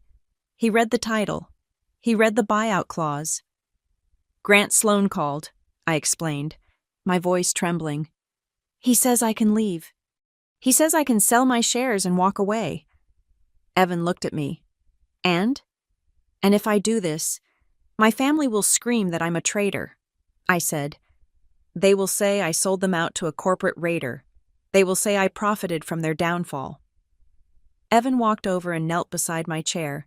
He took my hands in his. Liv, he said gently. They forged your signature on $1 million loan. They left you alone at the altar. They are currently trying to gaslight you into taking the fall for their embezzlement. They are not your family. They are your abusers. He squeezed my hands. You do not need their permission to live, he said. You do not need their permission to succeed. If they drown because you stopped holding their heads above water, that is gravity, not betrayal. His words cut through the fog of guilt like a laser. Gravity, not betrayal. I looked back at the screen. I looked at the number representing my freedom. "I need to negotiate," I said, my voice hardening. "This offer is good, but the indemnification clause is too weak. If the bank comes after Harper Coast for the fraud, I need North River to shield me legally." Evan smiled. It was a proud, fierce smile. "That is my girl." I spent the next 4 hours working not as a daughter, but as a seasoned executive. I marked up the contract. I added a clause stating that my employment was contingent on a complete severance of all liability regarding the Harper Coast past accounts. I demanded that the buyout funds be placed in an irrevocable trust so my family couldn't sue to freeze them. I insisted on a confidentiality agreement that prevented North River from using my name in press releases regarding the Harper acquisition, to avoid public mudslinging. I sent the counteroffer back to Grant at 3 o'clock in the afternoon. He replied in 10 minutes. "Agreed. We send the final papers tomorrow." I sat back. It was done. I had a new job. I had a parachute. Now I needed to build the landing zone. I drove to a bank on the other side of Denver. A bank where my parents had no accounts, no friends, and no influence. I opened a new checking account in my name only. I opened a high-yield savings account. I transferred my entire personal savings from the joint account I had once shared with my mother for emergencies. Watching the balance transfer was terrifying. I was severing the financial umbilical cord. I was making myself invisible to their monitoring systems. I drove home feeling a strange buzzing in my veins. It was the feeling of oxygen returning to a brain that had been hypoxic for years. But the silence from Atlanta was about to break. Darla Harper had instincts. They were predatory instincts, honed by years of manipulating social circles and weak-willed vendors. She could smell a shift in power. She must have realized that her threats were bouncing off me, and that her silence was not making me panic. She realized she was losing control. And for a narcissist, losing control is a fate worse than death. My phone rang at 6 in the evening. It wasn't Darla. It was Marvin Pike. Marvin was an old friend of my father's. He was a fixer of a different sort, a mediator who liked to smooth things over with bourbon and condescending advice. He was the kind of man who called women sweetheart while underpaying them. "Olivia," Marvin boomed, his voice thick with false joviality. "How is the bride?" "I am fine." "Marvin," I said, putting the phone on speaker and signaling Evan to listen. "What can I do for you?" "Well, now, I am just calling as a friend of the family," Marvin said. "I spoke to Ray this morning. He is beside himself. Olivia, just heartbroken. He feels there has been a terrible breakdown in communication." "Is that what he calls bank fraud?" I asked. "A breakdown in communication?" Marvin chuckled nervously. "Now, let's not use ugly words. Look, your parents are flying back tonight.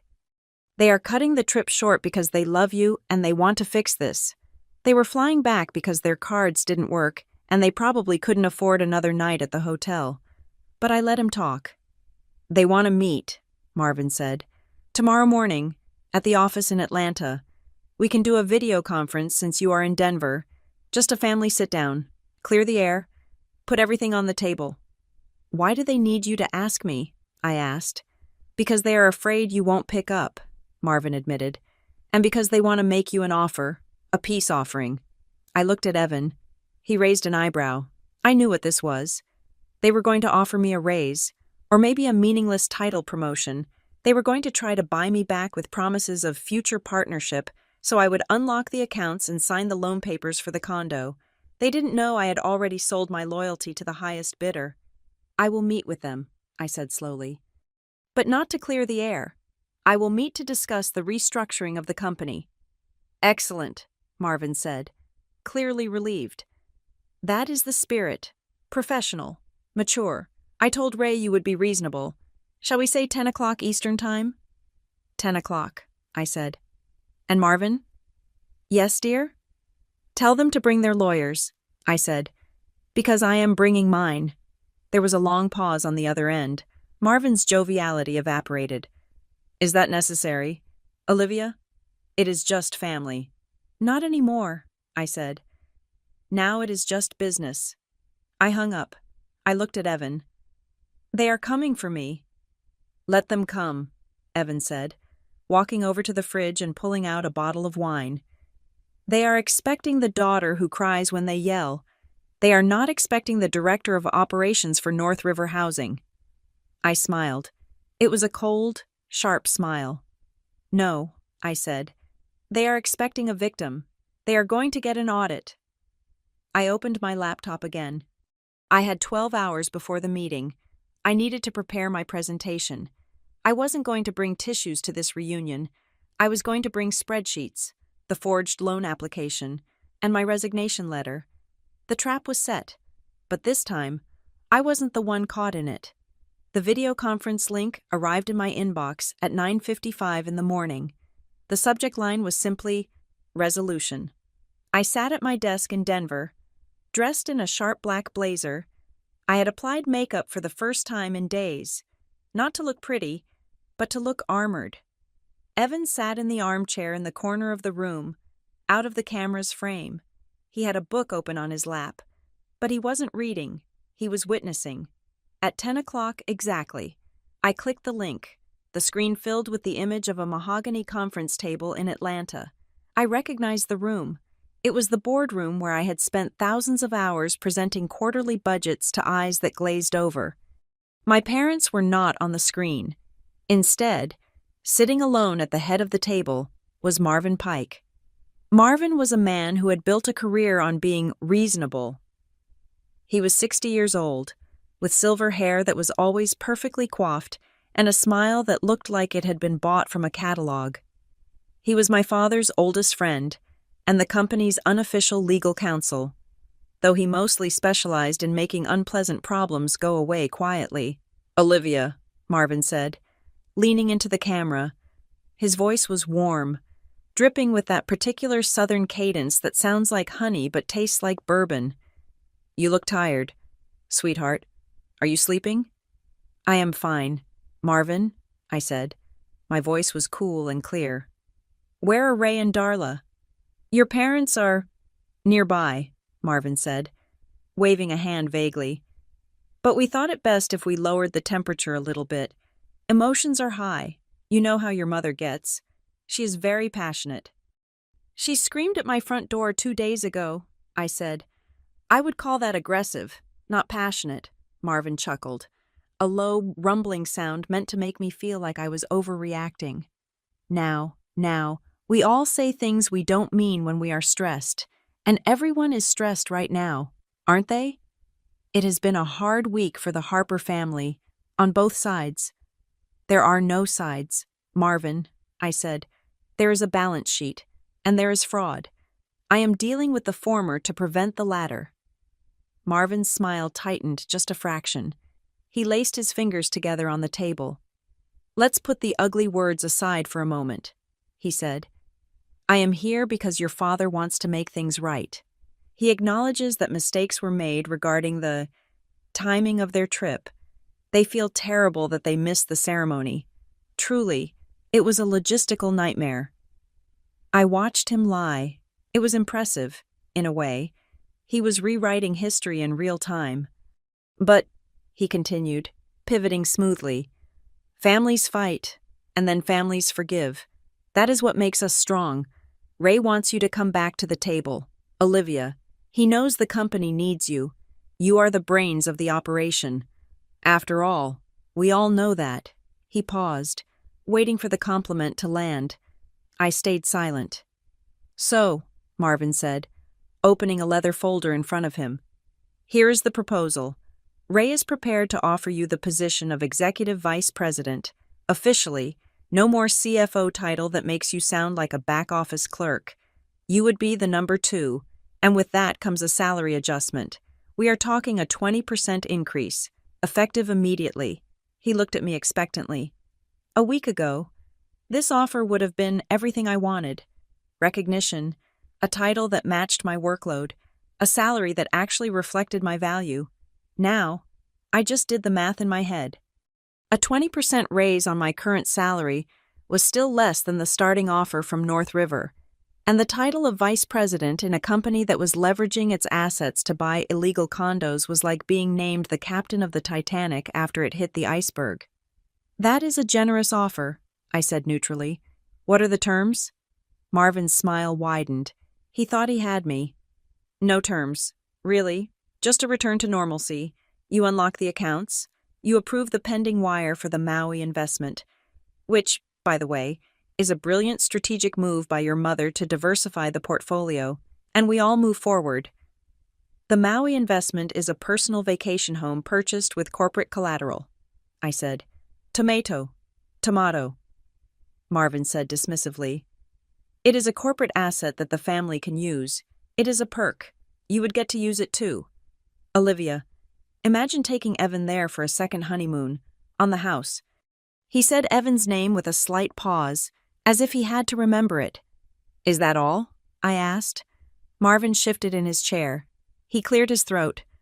"Well, there is one small detail regarding the branding." "Branding?" "You know Harper Coast Rentals is a luxury brand," Marvin said, his voice dropping to a conspiratorial whisper. "We sell a lifestyle, aspirations, old money, elegance. Your parents have spent 40 years cultivating that image." "I am aware," I said. "Right," Marvin said. "So, when you step up to vice president, you will be the face of the next generation. You will be at the galas, you will be in the magazines, and we need to make sure that image is consistent." I felt the air in the room change. Evan, in the corner, looked up from his book.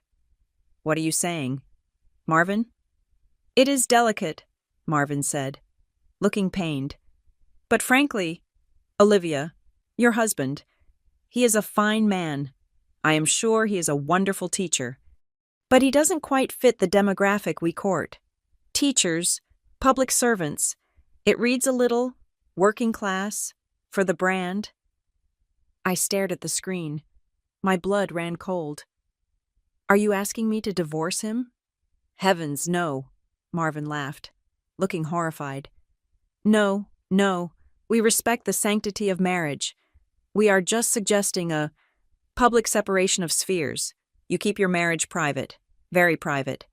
Evan doesn't need to come to the ribbon cuttings. He doesn't need to be in the family Christmas card photo that goes to the investors. He can stay in the background. It is better for him, really. He wouldn't be comfortable in our world anyway." I looked at Evan. He was watching me. He didn't look angry. He looked sad, not for himself, but for me. He was watching them try to slice him out of my life like a tumor, just so I could fit into their picture frame. "So," I said slowly, "to be clear, you want me to run the company, fix the finances, and cover up the fraud. And in exchange, I get a fake title, a raise you can't afford, and I have to pretend my husband doesn't exist whenever a camera is around." "You are putting it rather harshly," Marvin said, frowning. "We are asking you to prioritize the legacy. Your mother feels that the wedding, well, the fact that you married him was a rebellious phase, but now it is time to be an adult, to be a Harper." It was the gaslighting in its purest form. They hadn't boycotted my wedding because they were selfish. They had boycotted it because my husband wasn't rich enough, and now they were willing to forgive me for marrying him, as long as I hid him in the closet. They wanted the daughter who made them money. They didn't want the woman who had a life. "Marvin," I said softly, "you can tell Ray and Darla something for me." "What is that, dear?" "Tell them to go to hell." Marvin's face went slack. "Excuse me?" "You heard me. The accounts remain frozen. The wire transfer remains unauthorized.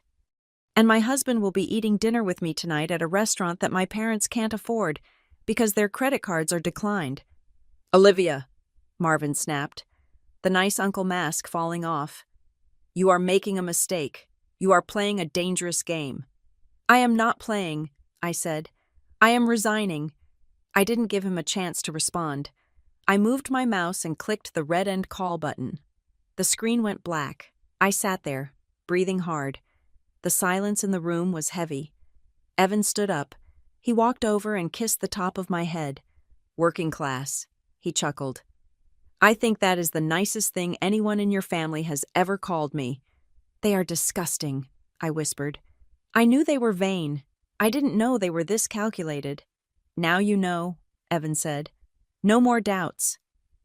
I didn't have to wait long for the fallout. The good cop routine had failed. Now came the bad cops. An hour later, my phone pinged with an email from Logan. The subject line was, "Can we start over?" I opened it, expecting an apology, but Logan was incapable of genuine reflection. "Liv, I heard about the call with Marvin. Look, don't listen to him. He is old school. I don't care about Evan. He is a cool guy. Whatever. But seriously, sis, you need to stop this. I am hurting here. The landlord in Nashville is going to lease the space to someone else by 5 o'clock today. I have investors lined up. This is my big break. If I lose this, I lose everything. Can we just hit reset?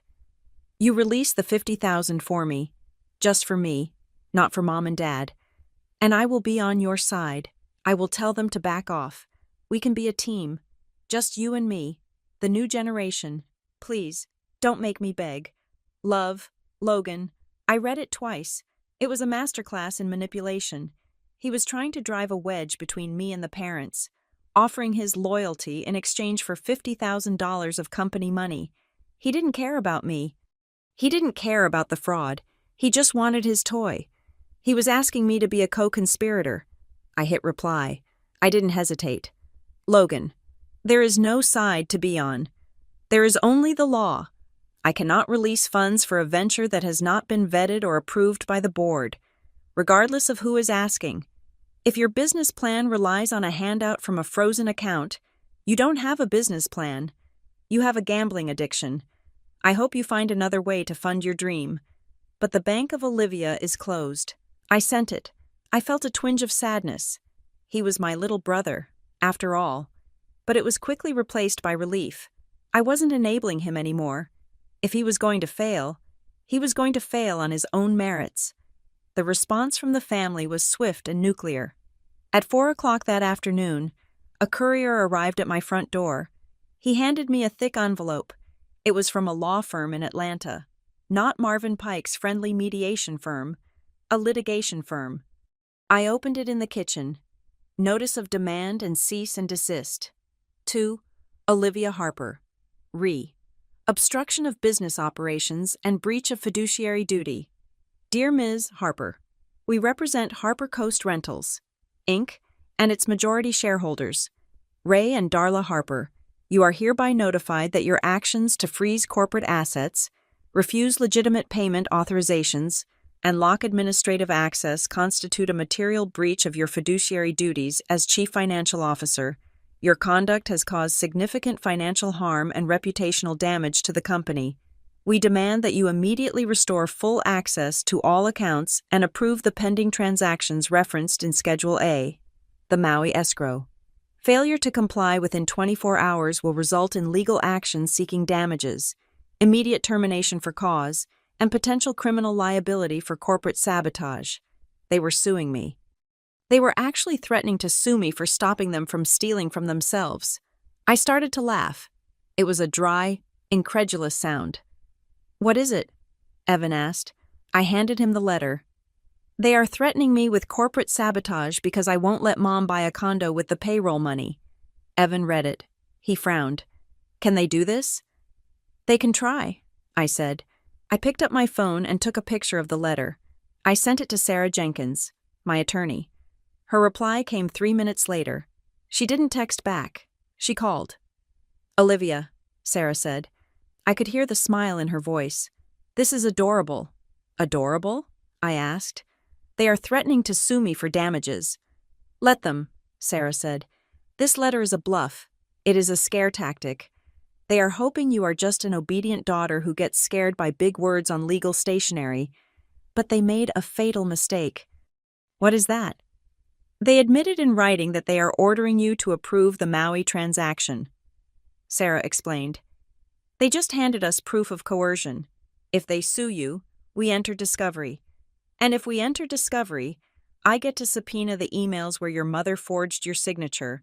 I get to depose the escrow agent in Hawaii. I get to pull every single credit card statement from the last 10 years. She laughed. A sharp, shark-like sound. Olivia, if they take this to court, your parents will be in prison before the opening statements are finished. They are handing you the gun and asking you to shoot them. So what do? I asked. Nothing, Sarah said. You ignore it, you let the 24-hour deadline pass, and while they are waiting for you to crumble, we finalize the North River deal. By the time they realize you aren't afraid, you will already be gone. I hung up the phone. I looked at the letter on the counter. Immediate termination for cause. They wanted to fire me? Fine, I was going to fire them first. I walked over to the trash can. I didn't shred the letter. I needed it for the evidence file, but I threw the envelope away. Evan, I said, do we have any champagne? I think so, he said. Why? Because, I said, I just realized something. They are powerless. They have no money, no leverage, and no shame. All they have is noise. And for the first time in 31 years, I wasn't listening. The collapse of a business reputation is not a slow leak. It is a dam breaking. For years, I had been the one patching the cracks in the dam, smoothing over the missed payments, charming the vendors, and ensuring that the facade of Harper Coast Rentals remained pristine. But now, I had stepped away from the wall, and the water was rushing through with terrifying speed. By Thursday morning, the business community knew money is a cowardly thing. It runs away at the first sign of instability. And Harper Coast Rentals was currently vibrating with instability.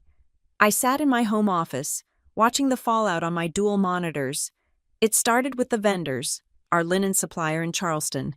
A man named Pete, who had known my father for 20 years, sent a formal email at 9 o'clock. He did not call. He did not ask how the family was. He simply stated that effective immediately, all future deliveries would be on a cash-on-delivery basis. The days of net 30 payment terms were over.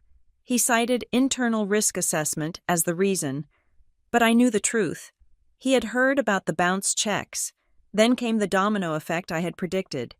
But even I was surprised by how fast it traveled. At 10:30, I received an automated alert from our satellite office in Scottsdale, Arizona. It was a high-end market where we managed 20 luxury estates. The alert was a system error indicating that the localized payroll run had failed. I clicked into the details. The operating account for the Southwest region was empty. My father had swept that account 2 days ago to cover the initial hold on his credit card in Hawaii, likely thinking he could put it back before Friday. He was wrong. The manager in Scottsdale, a sharp woman named Elena, called my cell phone 5 minutes later. Olivia, she said, her voice tight. My cleaning crew is standing in the lobby. Their checks bounced. They are refusing to turn over the units for the weekend arrivals. I have guests checking into $3 million homes in 4 hours, and the beds are stripped. I know, Elena, I said. I am sorry. I can't pay them with apologies, she snapped. I tried to use the company credit card to buy gift cards, just to keep them working, and the card was declined. What is going on? Is the company insolvent? The company is undergoing a liquidity crisis due to executive mismanagement, I said, choosing my words with legal precision. I recommend you tell the guests there is a maintenance emergency and rebook them at the Four Seasons. Do not promise them refunds from our system. We cannot process them right now. You want me to close the branch? She asked. Stunned. I want you to protect yourself, I said. Close the office for the weekend. Go home. Elena. There was a long silence. I am updating my resume, she said. You should, I replied. I hung up. A major branch was dark. That would cost us $10,000 in lost revenue just this weekend, and incalculable damage to our brand in Arizona. But that was just the operational failure. The social failure was far worse. The story of the wedding had escaped the containment field. Savannah is a city that loves to talk, but the hospitality industry is a global village. The wedding coordinator had likely told a caterer, who told a florist, who told a planner in Atlanta. I opened a tab for the Google reviews of Harper Coast Rentals. Usually, we had a 4.8-star rating. We prided ourselves on it. A new review had popped up an hour ago. 1 star. I was considering booking a villa with this company for my family reunion. Then I heard that the owners, Ray and Darla Harper, skipped their own daughter's wedding to go on a vacation. If they treat their own flesh and blood like that, imagine how they will treat you when your air conditioning breaks. No thank you. Character matters. I refreshed the page. Another one appeared. Disgusting behavior from the leadership. Family values? Yeah, right. I will be taking my business to a company that actually understands the word family. It wasn't just strangers, it was the community. People in our social circle were using the anonymity of the internet to punish my parents for a social transgression that violated the unwritten code of the South. You can be greedy, and you can be loud, but you do not humiliate your children in public. My mother, Darla, saw them too. She called me at noon. She wasn't screaming this time. The rage had burned itself out, replaced by a terrified, frantic sobbing that was almost harder to listen to. Olivia, she wept into the phone. Have you seen them? Have you seen what they are writing about me? I have seen them, I said. They are destroying us, she wailed. It is a witch hunt. Who told them? Did you tell them? Did you post this? I haven't posted a thing. Mother, I said calmly, I haven't spoken to a soul. This is the world reacting to what you did. You posted the photos on Instagram. You made it public.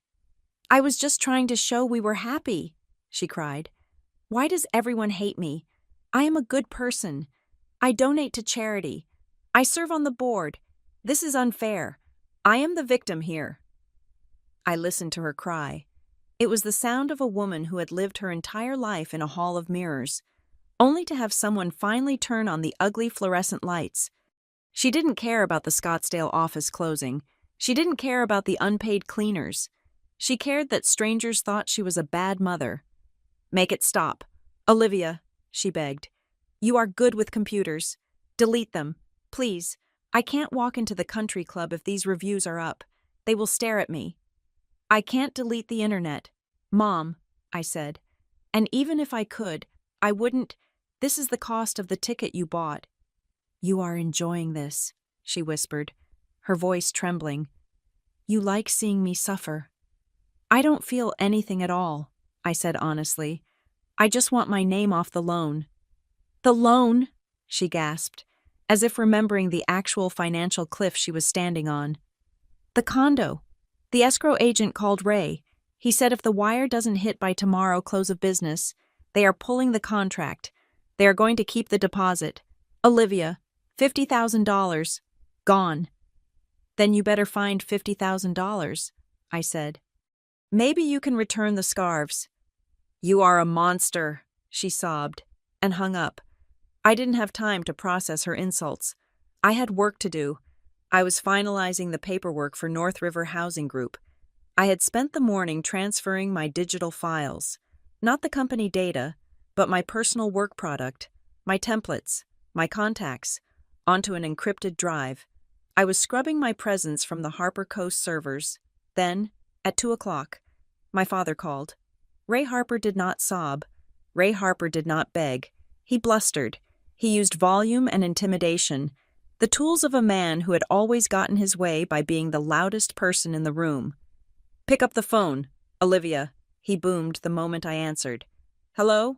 Ray, I said. I am done playing games with you, he said. His voice was low and shaking with suppressed fury. I just got off the phone with our lawyers.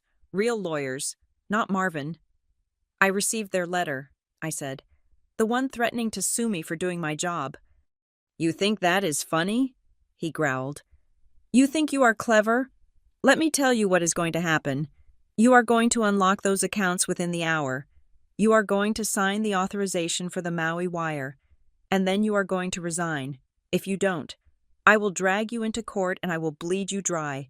I will spend every dime I have to make sure you never work in finance again.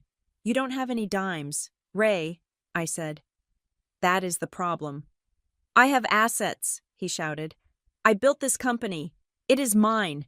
You are nothing but a glorified secretary I allowed to play boss." "If I am just a secretary," I asked, "then why do you need my signature to buy your house?" There was a silence on the line, a heavy breathing silence. "You are ungrateful," he said. "We gave you everything. We gave you a job when nobody else would hire a fresh graduate.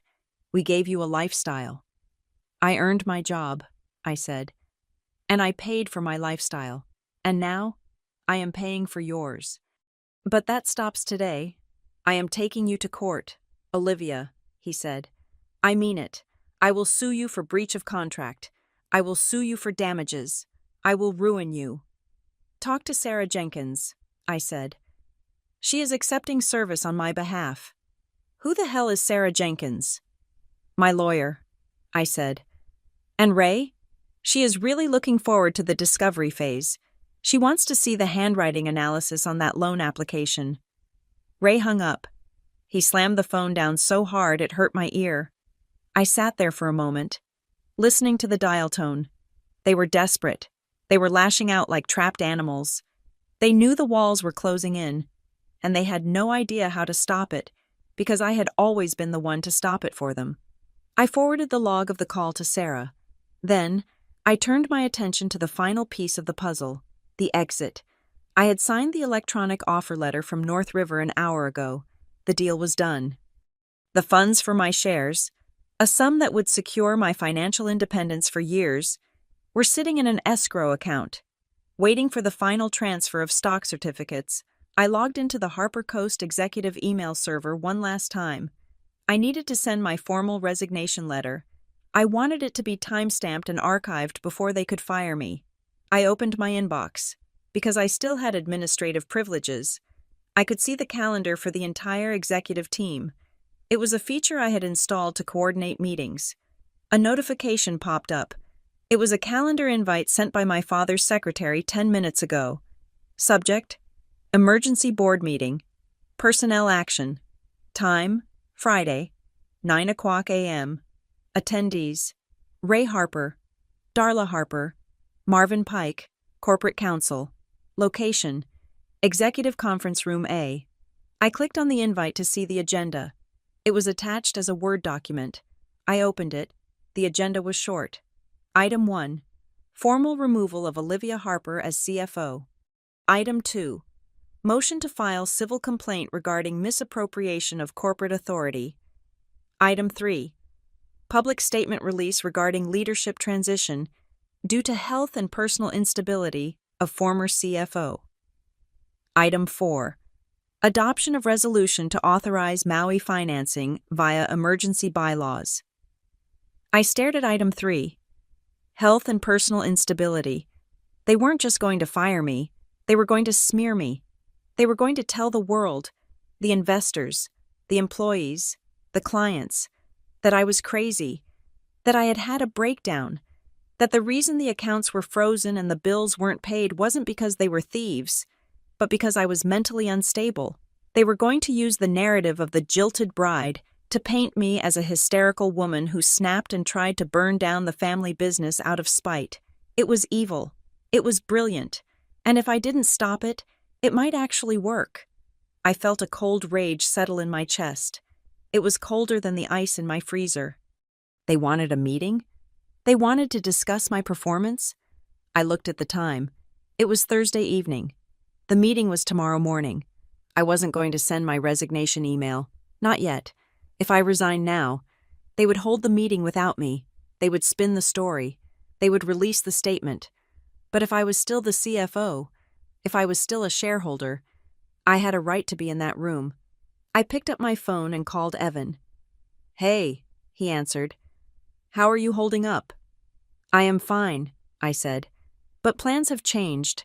I am not emailing my resignation." "Why not?"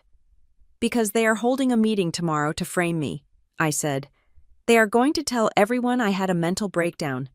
They are going to use the wedding to destroy my professional reputation." "What are you going to do?" Evan asked. "I am going to Atlanta," I said. "Live." "No," I said firmly. "I am not running away. I am not sending a letter from a safe distance. I am going to walk into that boardroom, and I am going to look them in the eye, and I am going to burn their lie to the ground. I am coming with you, Evan said. No, I said. You stay here. You keep the house safe. This is between me and the Harpers. It ends where it started. I booked the red-eye flight to Atlanta. It left in 3 hours. I went to my closet and pulled out my suit, not the black one I was wearing, the navy blue power suit, the one I wore when I closed the deal that saved the company 5 years ago. I packed my briefcase. I put in the loan documents with the forged signature. I put in the bank audit logs showing the Hawaii spending. I put in the emails from Logan and Darla. I put in the threatening letter from Ray. I was going to their meeting, and I was going to bring the truth with me. They wanted to talk about stability. I would show them exactly who had been holding the building up, and exactly what happened now that she was walking away. The red-eye flight from Denver to Atlanta landed at 5:30 in the morning. The airport was in that strange, suspended state between the late-night cleaners and the first wave of business travelers. I dragged my carry-on bag through the terminal, my eyes gritty from lack of sleep. My navy blue suit slightly wrinkled but still formidable. I had come home, but it did not feel like home. It felt like a crime scene I was returning to investigate. I picked up my rental car, a nondescript sedan that smelled of industrial lemon cleaner, and drove toward the city. The Georgia humidity hit me the moment I rolled down the window, thick, heavy, and full of memories. This was the air I had breathed for 20 years while I tried to be the perfect daughter. I pulled into a 24-hour diner near the Perimeter Highway to grab coffee and review my files before the 9 o'clock showdown. I needed caffeine, and I needed silence. My phone rang at 6:15 in the morning. I looked at the screen, expecting Sarah Jenkins or perhaps another threat from my father, but the caller ID displayed a name I did not recognize. Marlo Stone. Estate planning. I frowned. Marlo was my mother's maiden name. It was my grandmother's name. I answered. This is Olivia. Ms. Harper, a man's voice said. It was an old voice, dry and precise, like turning the pages of a very old book. My name is Arthur Stone. I was the personal attorney for your grandmother, June Marlowe. My breath hitched. My grandmother passed away 8 years ago. Mr. Stone. She did, he agreed, but her instructions were quite specific regarding the timing of this conversation. I have been monitoring public records and your employment status, as per her directive. I received a notification yesterday that you have entered into a preliminary employment agreement with North River Housing Group and have initiated a divestment of your shares in Harper Coast Rentals. Is this correct? I set my coffee cup down. My hand was trembling slightly. How do you know that? I am the executor of the June Marlowe Liberty Trust, he said. It is a blind trust established 12 years ago. The terms of the trust are strict. The beneficiary, you, was not to be informed of its existence until 2 conditions were met. He paused, and I could hear him adjusting his glasses. Condition 1, he read. The beneficiary must be over the age of 30. I am 31, I whispered. Condition 2, he continued. The beneficiary must have severed financial dependence on Darla and Ray Harper, and must have secured independent employment unrelated to the family business. The trust was designed to remain dormant as long as you were under their control. It was only to be activated when you walked away. I felt the diner spin slightly around me. Grandma June, my mother, Darla, always spoke of June with a sneer. She called her mousy and unambitious. June had been a librarian. She lived in a small house with too many books and a garden full of tomatoes. She never wore designer clothes. She never went to galas. When I was a child, she was the only one who didn't ask me about my grades or my appearance. She just gave me peppermint tea and let me read in her armchair. What does this mean? I asked. It means, Mr. Stone said, that since you have signed the offer with North River, the trust has vested, the assets are now yours. It is a portfolio of blue-chip stocks and bonds that June accumulated over 50 years of quiet investing. The current value is approximately $850,000. I gasped. 800,000? She was a very frugal woman, Mr. Stone said with a hint of pride. And she was very good at compound interest. But there is something else. She left a letter. She made me promise to read it to you the moment the conditions were met. Would you like to hear it? Yes, I choked out. Please. There was a rustling of paper on the other end of the line. Then, Mr. Stone began to read, his voice softening to mimic the cadence of the woman I had loved so much. My dearest Olivia, if you are hearing this, it means you finally did it. You finally ran. I know you think I didn't see you. I was always the quiet one in the corner at Thanksgiving, while your mother was shouting about her new car, and your father was bragging about his deals. But I saw you. I saw a 12-year-old girl fixing the table settings because Darla was too busy drinking wine. I saw a 16-year-old girl doing the family taxes because Ray couldn't be bothered to learn the software. I saw the way they looked at you. They didn't look at you like a daughter. They looked at you like a crutch. And I knew that one day, the weight of carrying them would be too heavy. I knew they would break your heart, not because they are evil, but because they are empty. They need to consume everything around them to feel full. And I was terrified they would consume you. I couldn't give you this money while you were still in their web. Darla would have found a way to take it. She would have guilted you into buying a boat or covering a bad investment. So I locked it away. I made it a prize for your freedom. Use this to buy a house that they don't have a key to. Use it to build a life where you don't have to apologize for being smarter than the people in the room. You are not cold. Olivia, you are not difficult. You are just the only adult in a house full of children. I am so proud of you, not for what you do, but for who you are when you stop doing for them. Love, Grandma June. I was crying. I was sitting in a plastic booth in a Waffle House off the highway, surrounded by truck drivers and shift workers, and I was weeping openly. I wasn't crying because of the $800,000. Although, the irony was not lost on me. My parents were currently committing fraud to get $50,000, while the mousy grandmother they mocked had secretly built a fortune almost 20 times that size. I was crying because for my whole life, I thought I was the problem. My mother had told me I was too rigid.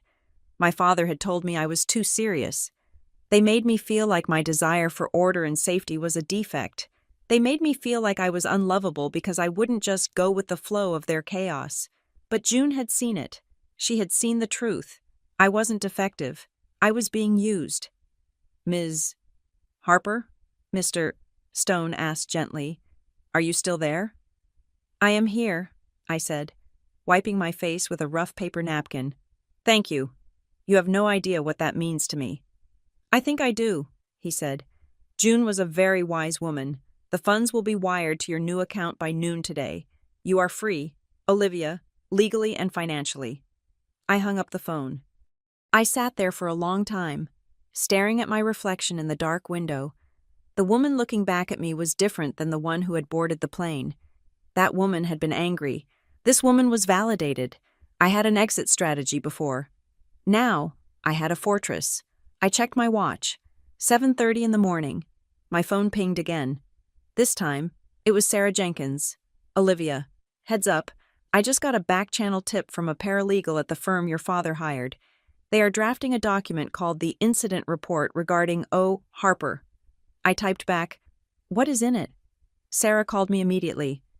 "It is nasty. Liv," she said. "They are building a timeline. They are claiming that your erratic behavior started 6 months ago. They are logging every time you raised your voice, every time you missed a meeting, every time you refused a request. They are trying to build a medical case." "A medical case?" I asked, confused.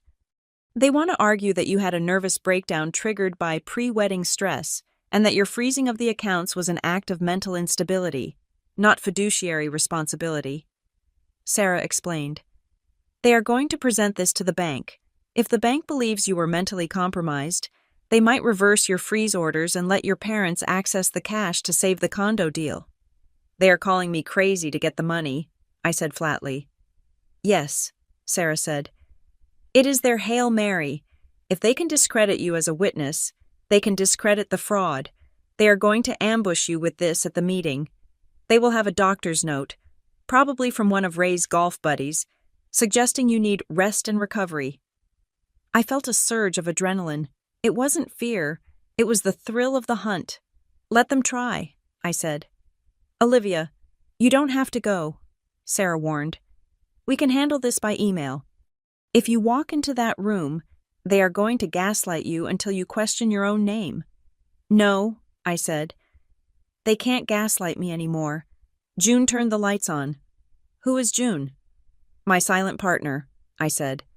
Sarah, send me the final North River contract with the timestamp, and send me the file where we log the IP address of the device that signed the loan application. You already have them. Good, I said. I am going in. I paid my bill. I went to the restroom and splashed cold water on my face. I reapplied my lipstick. It was a deep, blood-red shade. War paint. I drove the remaining miles to the Harper Coast Rentals headquarters in Buckhead. The building was a beautiful 2-story brick structure with white columns. It looked respectable. It looked stable. It looked like the kind of place where family values were etched in stone. I parked my rental car in the spot marked Guest. My old spot, marked CFO, was empty. But I didn't take it. I wasn't the CFO anymore. I was something much more dangerous. I walked into the lobby. The receptionist, a young girl named Kaylee, who I had hired last year, looked up. Her eyes went wide. Ms. Harper? She stammered. I thought you were in Denver. Your dad said you were sick. I am feeling much better. Kaylee, I said, smiling. Is the board in the conference room? Yes, ma'am, she said, reaching for the phone. I should call up. Don't bother, I said, walking past the desk. I know the way. I walked down the long hallway lined with framed photos of my parents shaking hands with local celebrities. I saw the photo of the ribbon cutting from 10 years ago. I was in the background of that photo, holding the giant scissors while my father waved to the crowd, always in the background, always holding the sharp objects. I reached the double mahogany doors of the boardroom. I could hear voices inside, my father's booming baritone, Marvin Pike's soothing murmur, and my mother's voice, high and anxious. Just tell them she is off her meds, Darla was saying. It is simple. We say she has been struggling since the engagement. The poor thing just snapped. It is a tragedy, really. We are doing this to help her. And the bank will buy it? Ray asked. If we cry enough, Darla said. I can cry. You know I can cry. I didn't knock. I placed my hand on the brass handle. I took a deep breath, inhaling the scent of lemon polish and hypocrisy. I thought about the empty chairs at my wedding. I thought about the forged signature. I thought about the years of fixing their messes in the dark.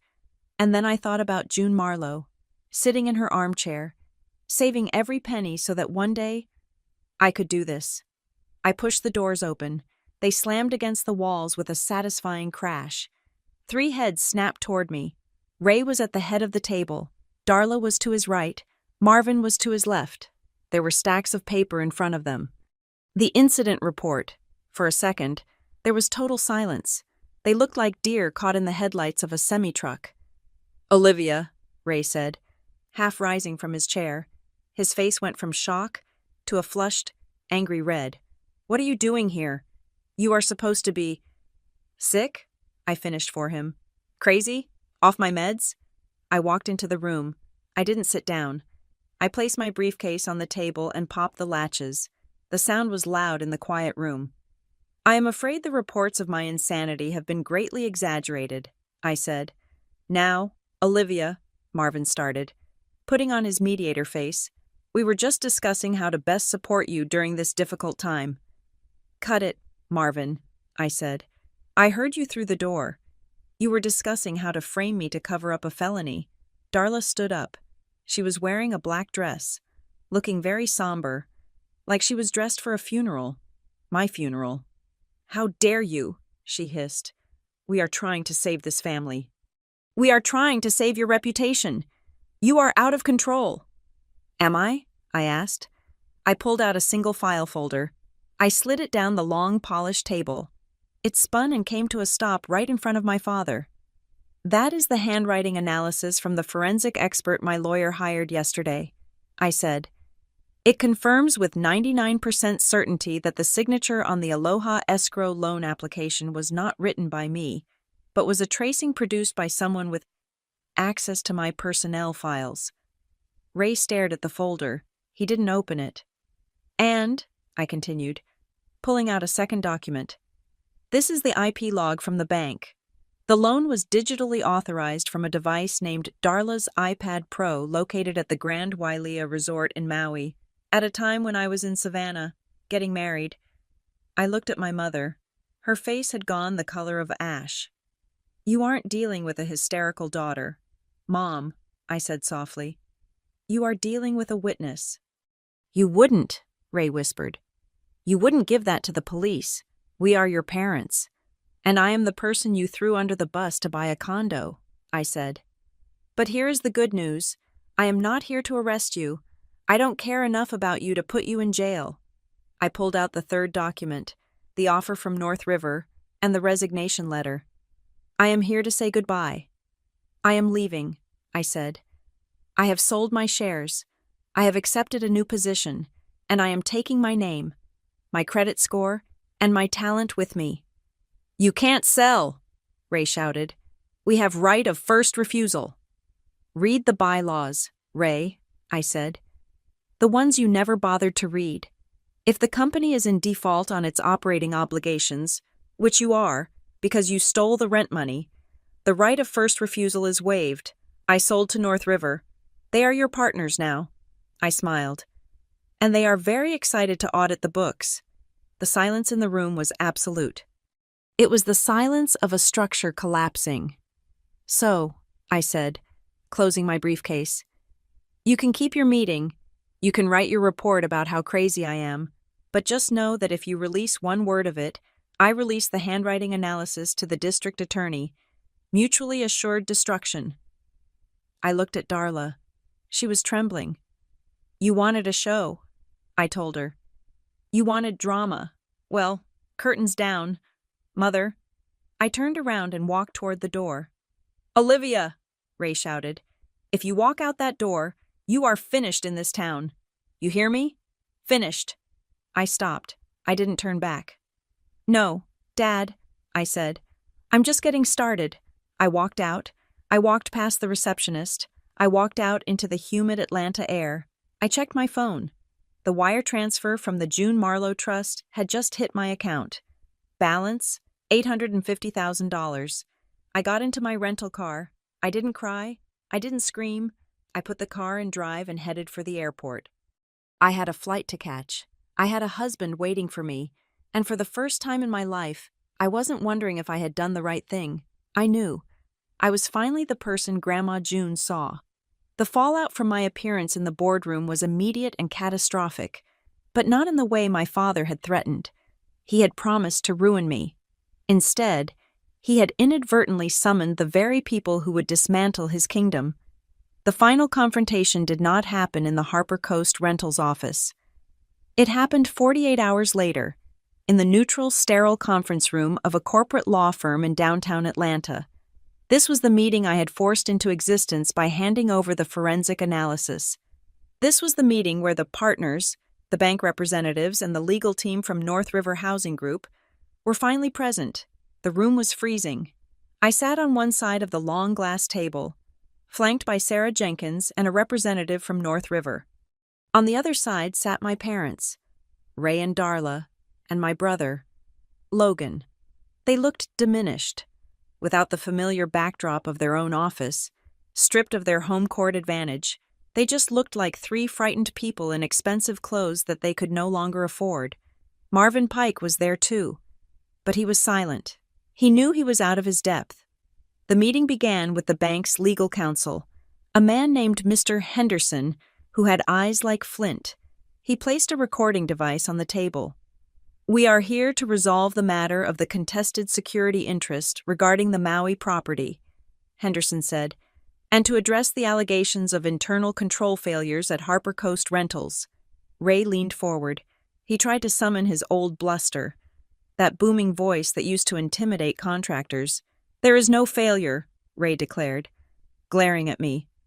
"This is a family dispute. My daughter is upset about a personal matter. She is vindictive. She is trying to sabotage a legitimate business expansion because she feels neglected. We have prepared a statement regarding her mental state." He reached for the incident report they had drafted, the lie they wanted to sell. "Stop," I said.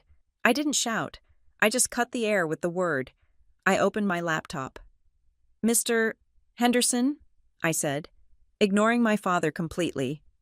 "I am not here to discuss feelings. I am here to discuss data. You have the forensic handwriting analysis, but I would like to direct your attention to Exhibit B."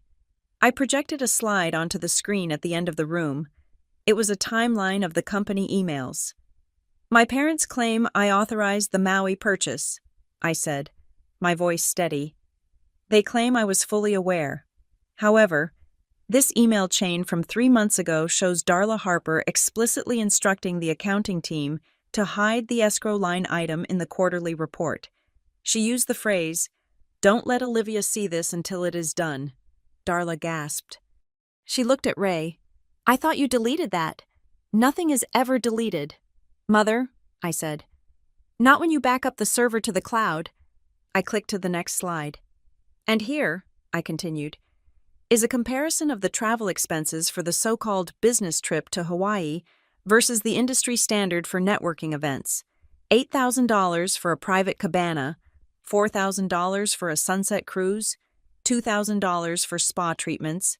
There is no business justification for these expenses. This is embezzlement." "It was networking," Ray shouted, slamming his hand on the table. "You don't understand how deals are made. You have to spend money to make money." "You have to spend your money," I corrected him. "Not the payroll money, and certainly not the money secured by a fraudulent loan against the company assets." "It wasn't fraudulent," Darla shrieked. She was losing her composure rapidly. "You signed it. You know you signed it. You are just lying now to get back at us for the wedding." This was the moment. The trap was set. "I did not sign it," I said clearly. "And the bank knows I didn't sign it. That is why we are here." "You did," Logan suddenly piped up. He had been sulking in his chair, scrolling on his phone.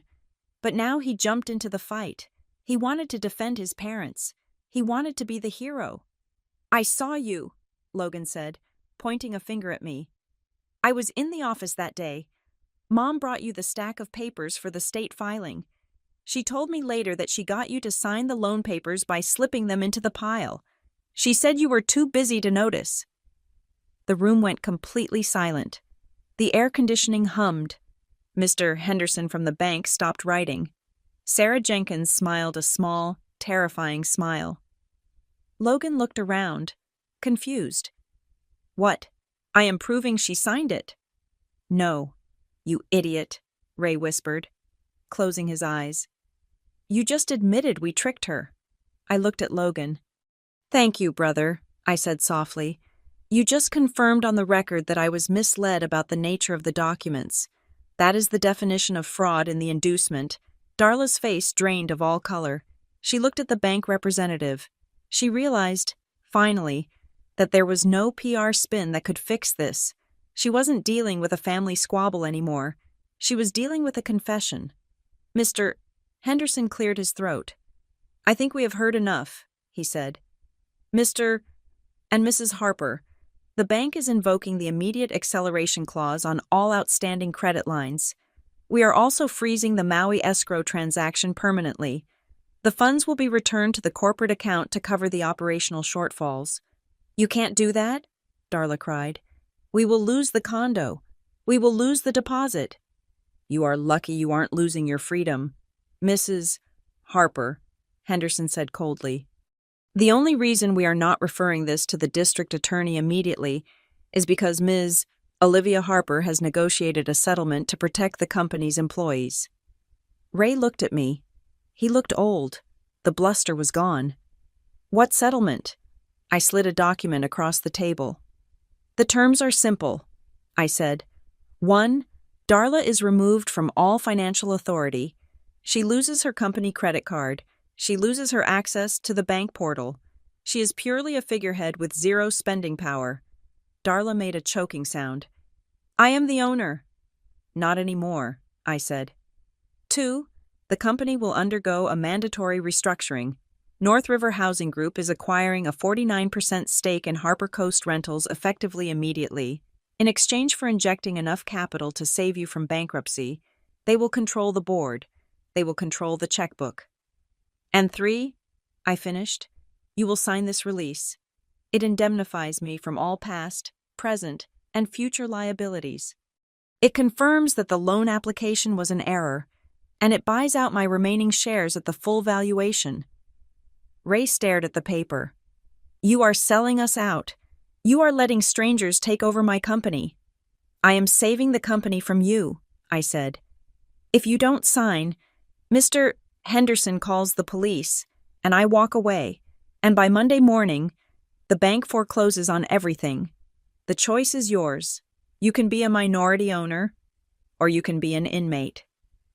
Ray looked at Darla. She was weeping into her hands.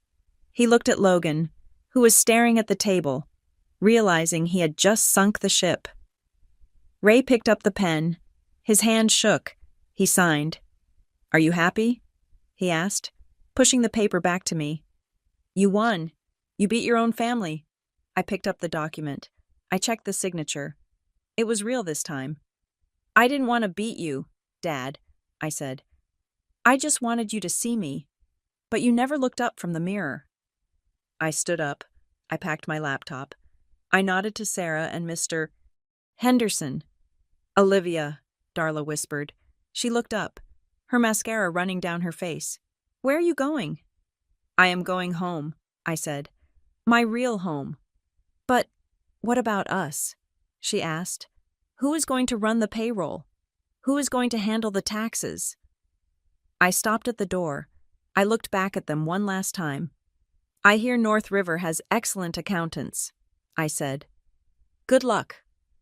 I walked out of the room, I walked out of the building, and for the first time in 31 years, I didn't look back to see if they were following. 6 months later, the rain in Portland, Oregon, was different from the rain in Georgia. It was soft, misty, and persistent. It made everything green. It smelled of pine needles and damp earth. I stood on the back deck of our new house. It wasn't a mansion. It was a craftsman bungalow with a peeling blue paint job that Evan and I were slowly fixing up on the weekends. But it was ours. The deed was in our names. The mortgage was paid by our salaries. My salary as the Director of Operations for North River's West Coast Division, and Evan's salary as a history teacher at the local high school. We were hosting a barbecue. The yard was full of people, not connections, not investors, friends. Sarah Jenkins had flown out for the weekend. She was laughing near the grill, holding a beer. My cousin Madison, the one who had posted the photo from Hawaii, was there too.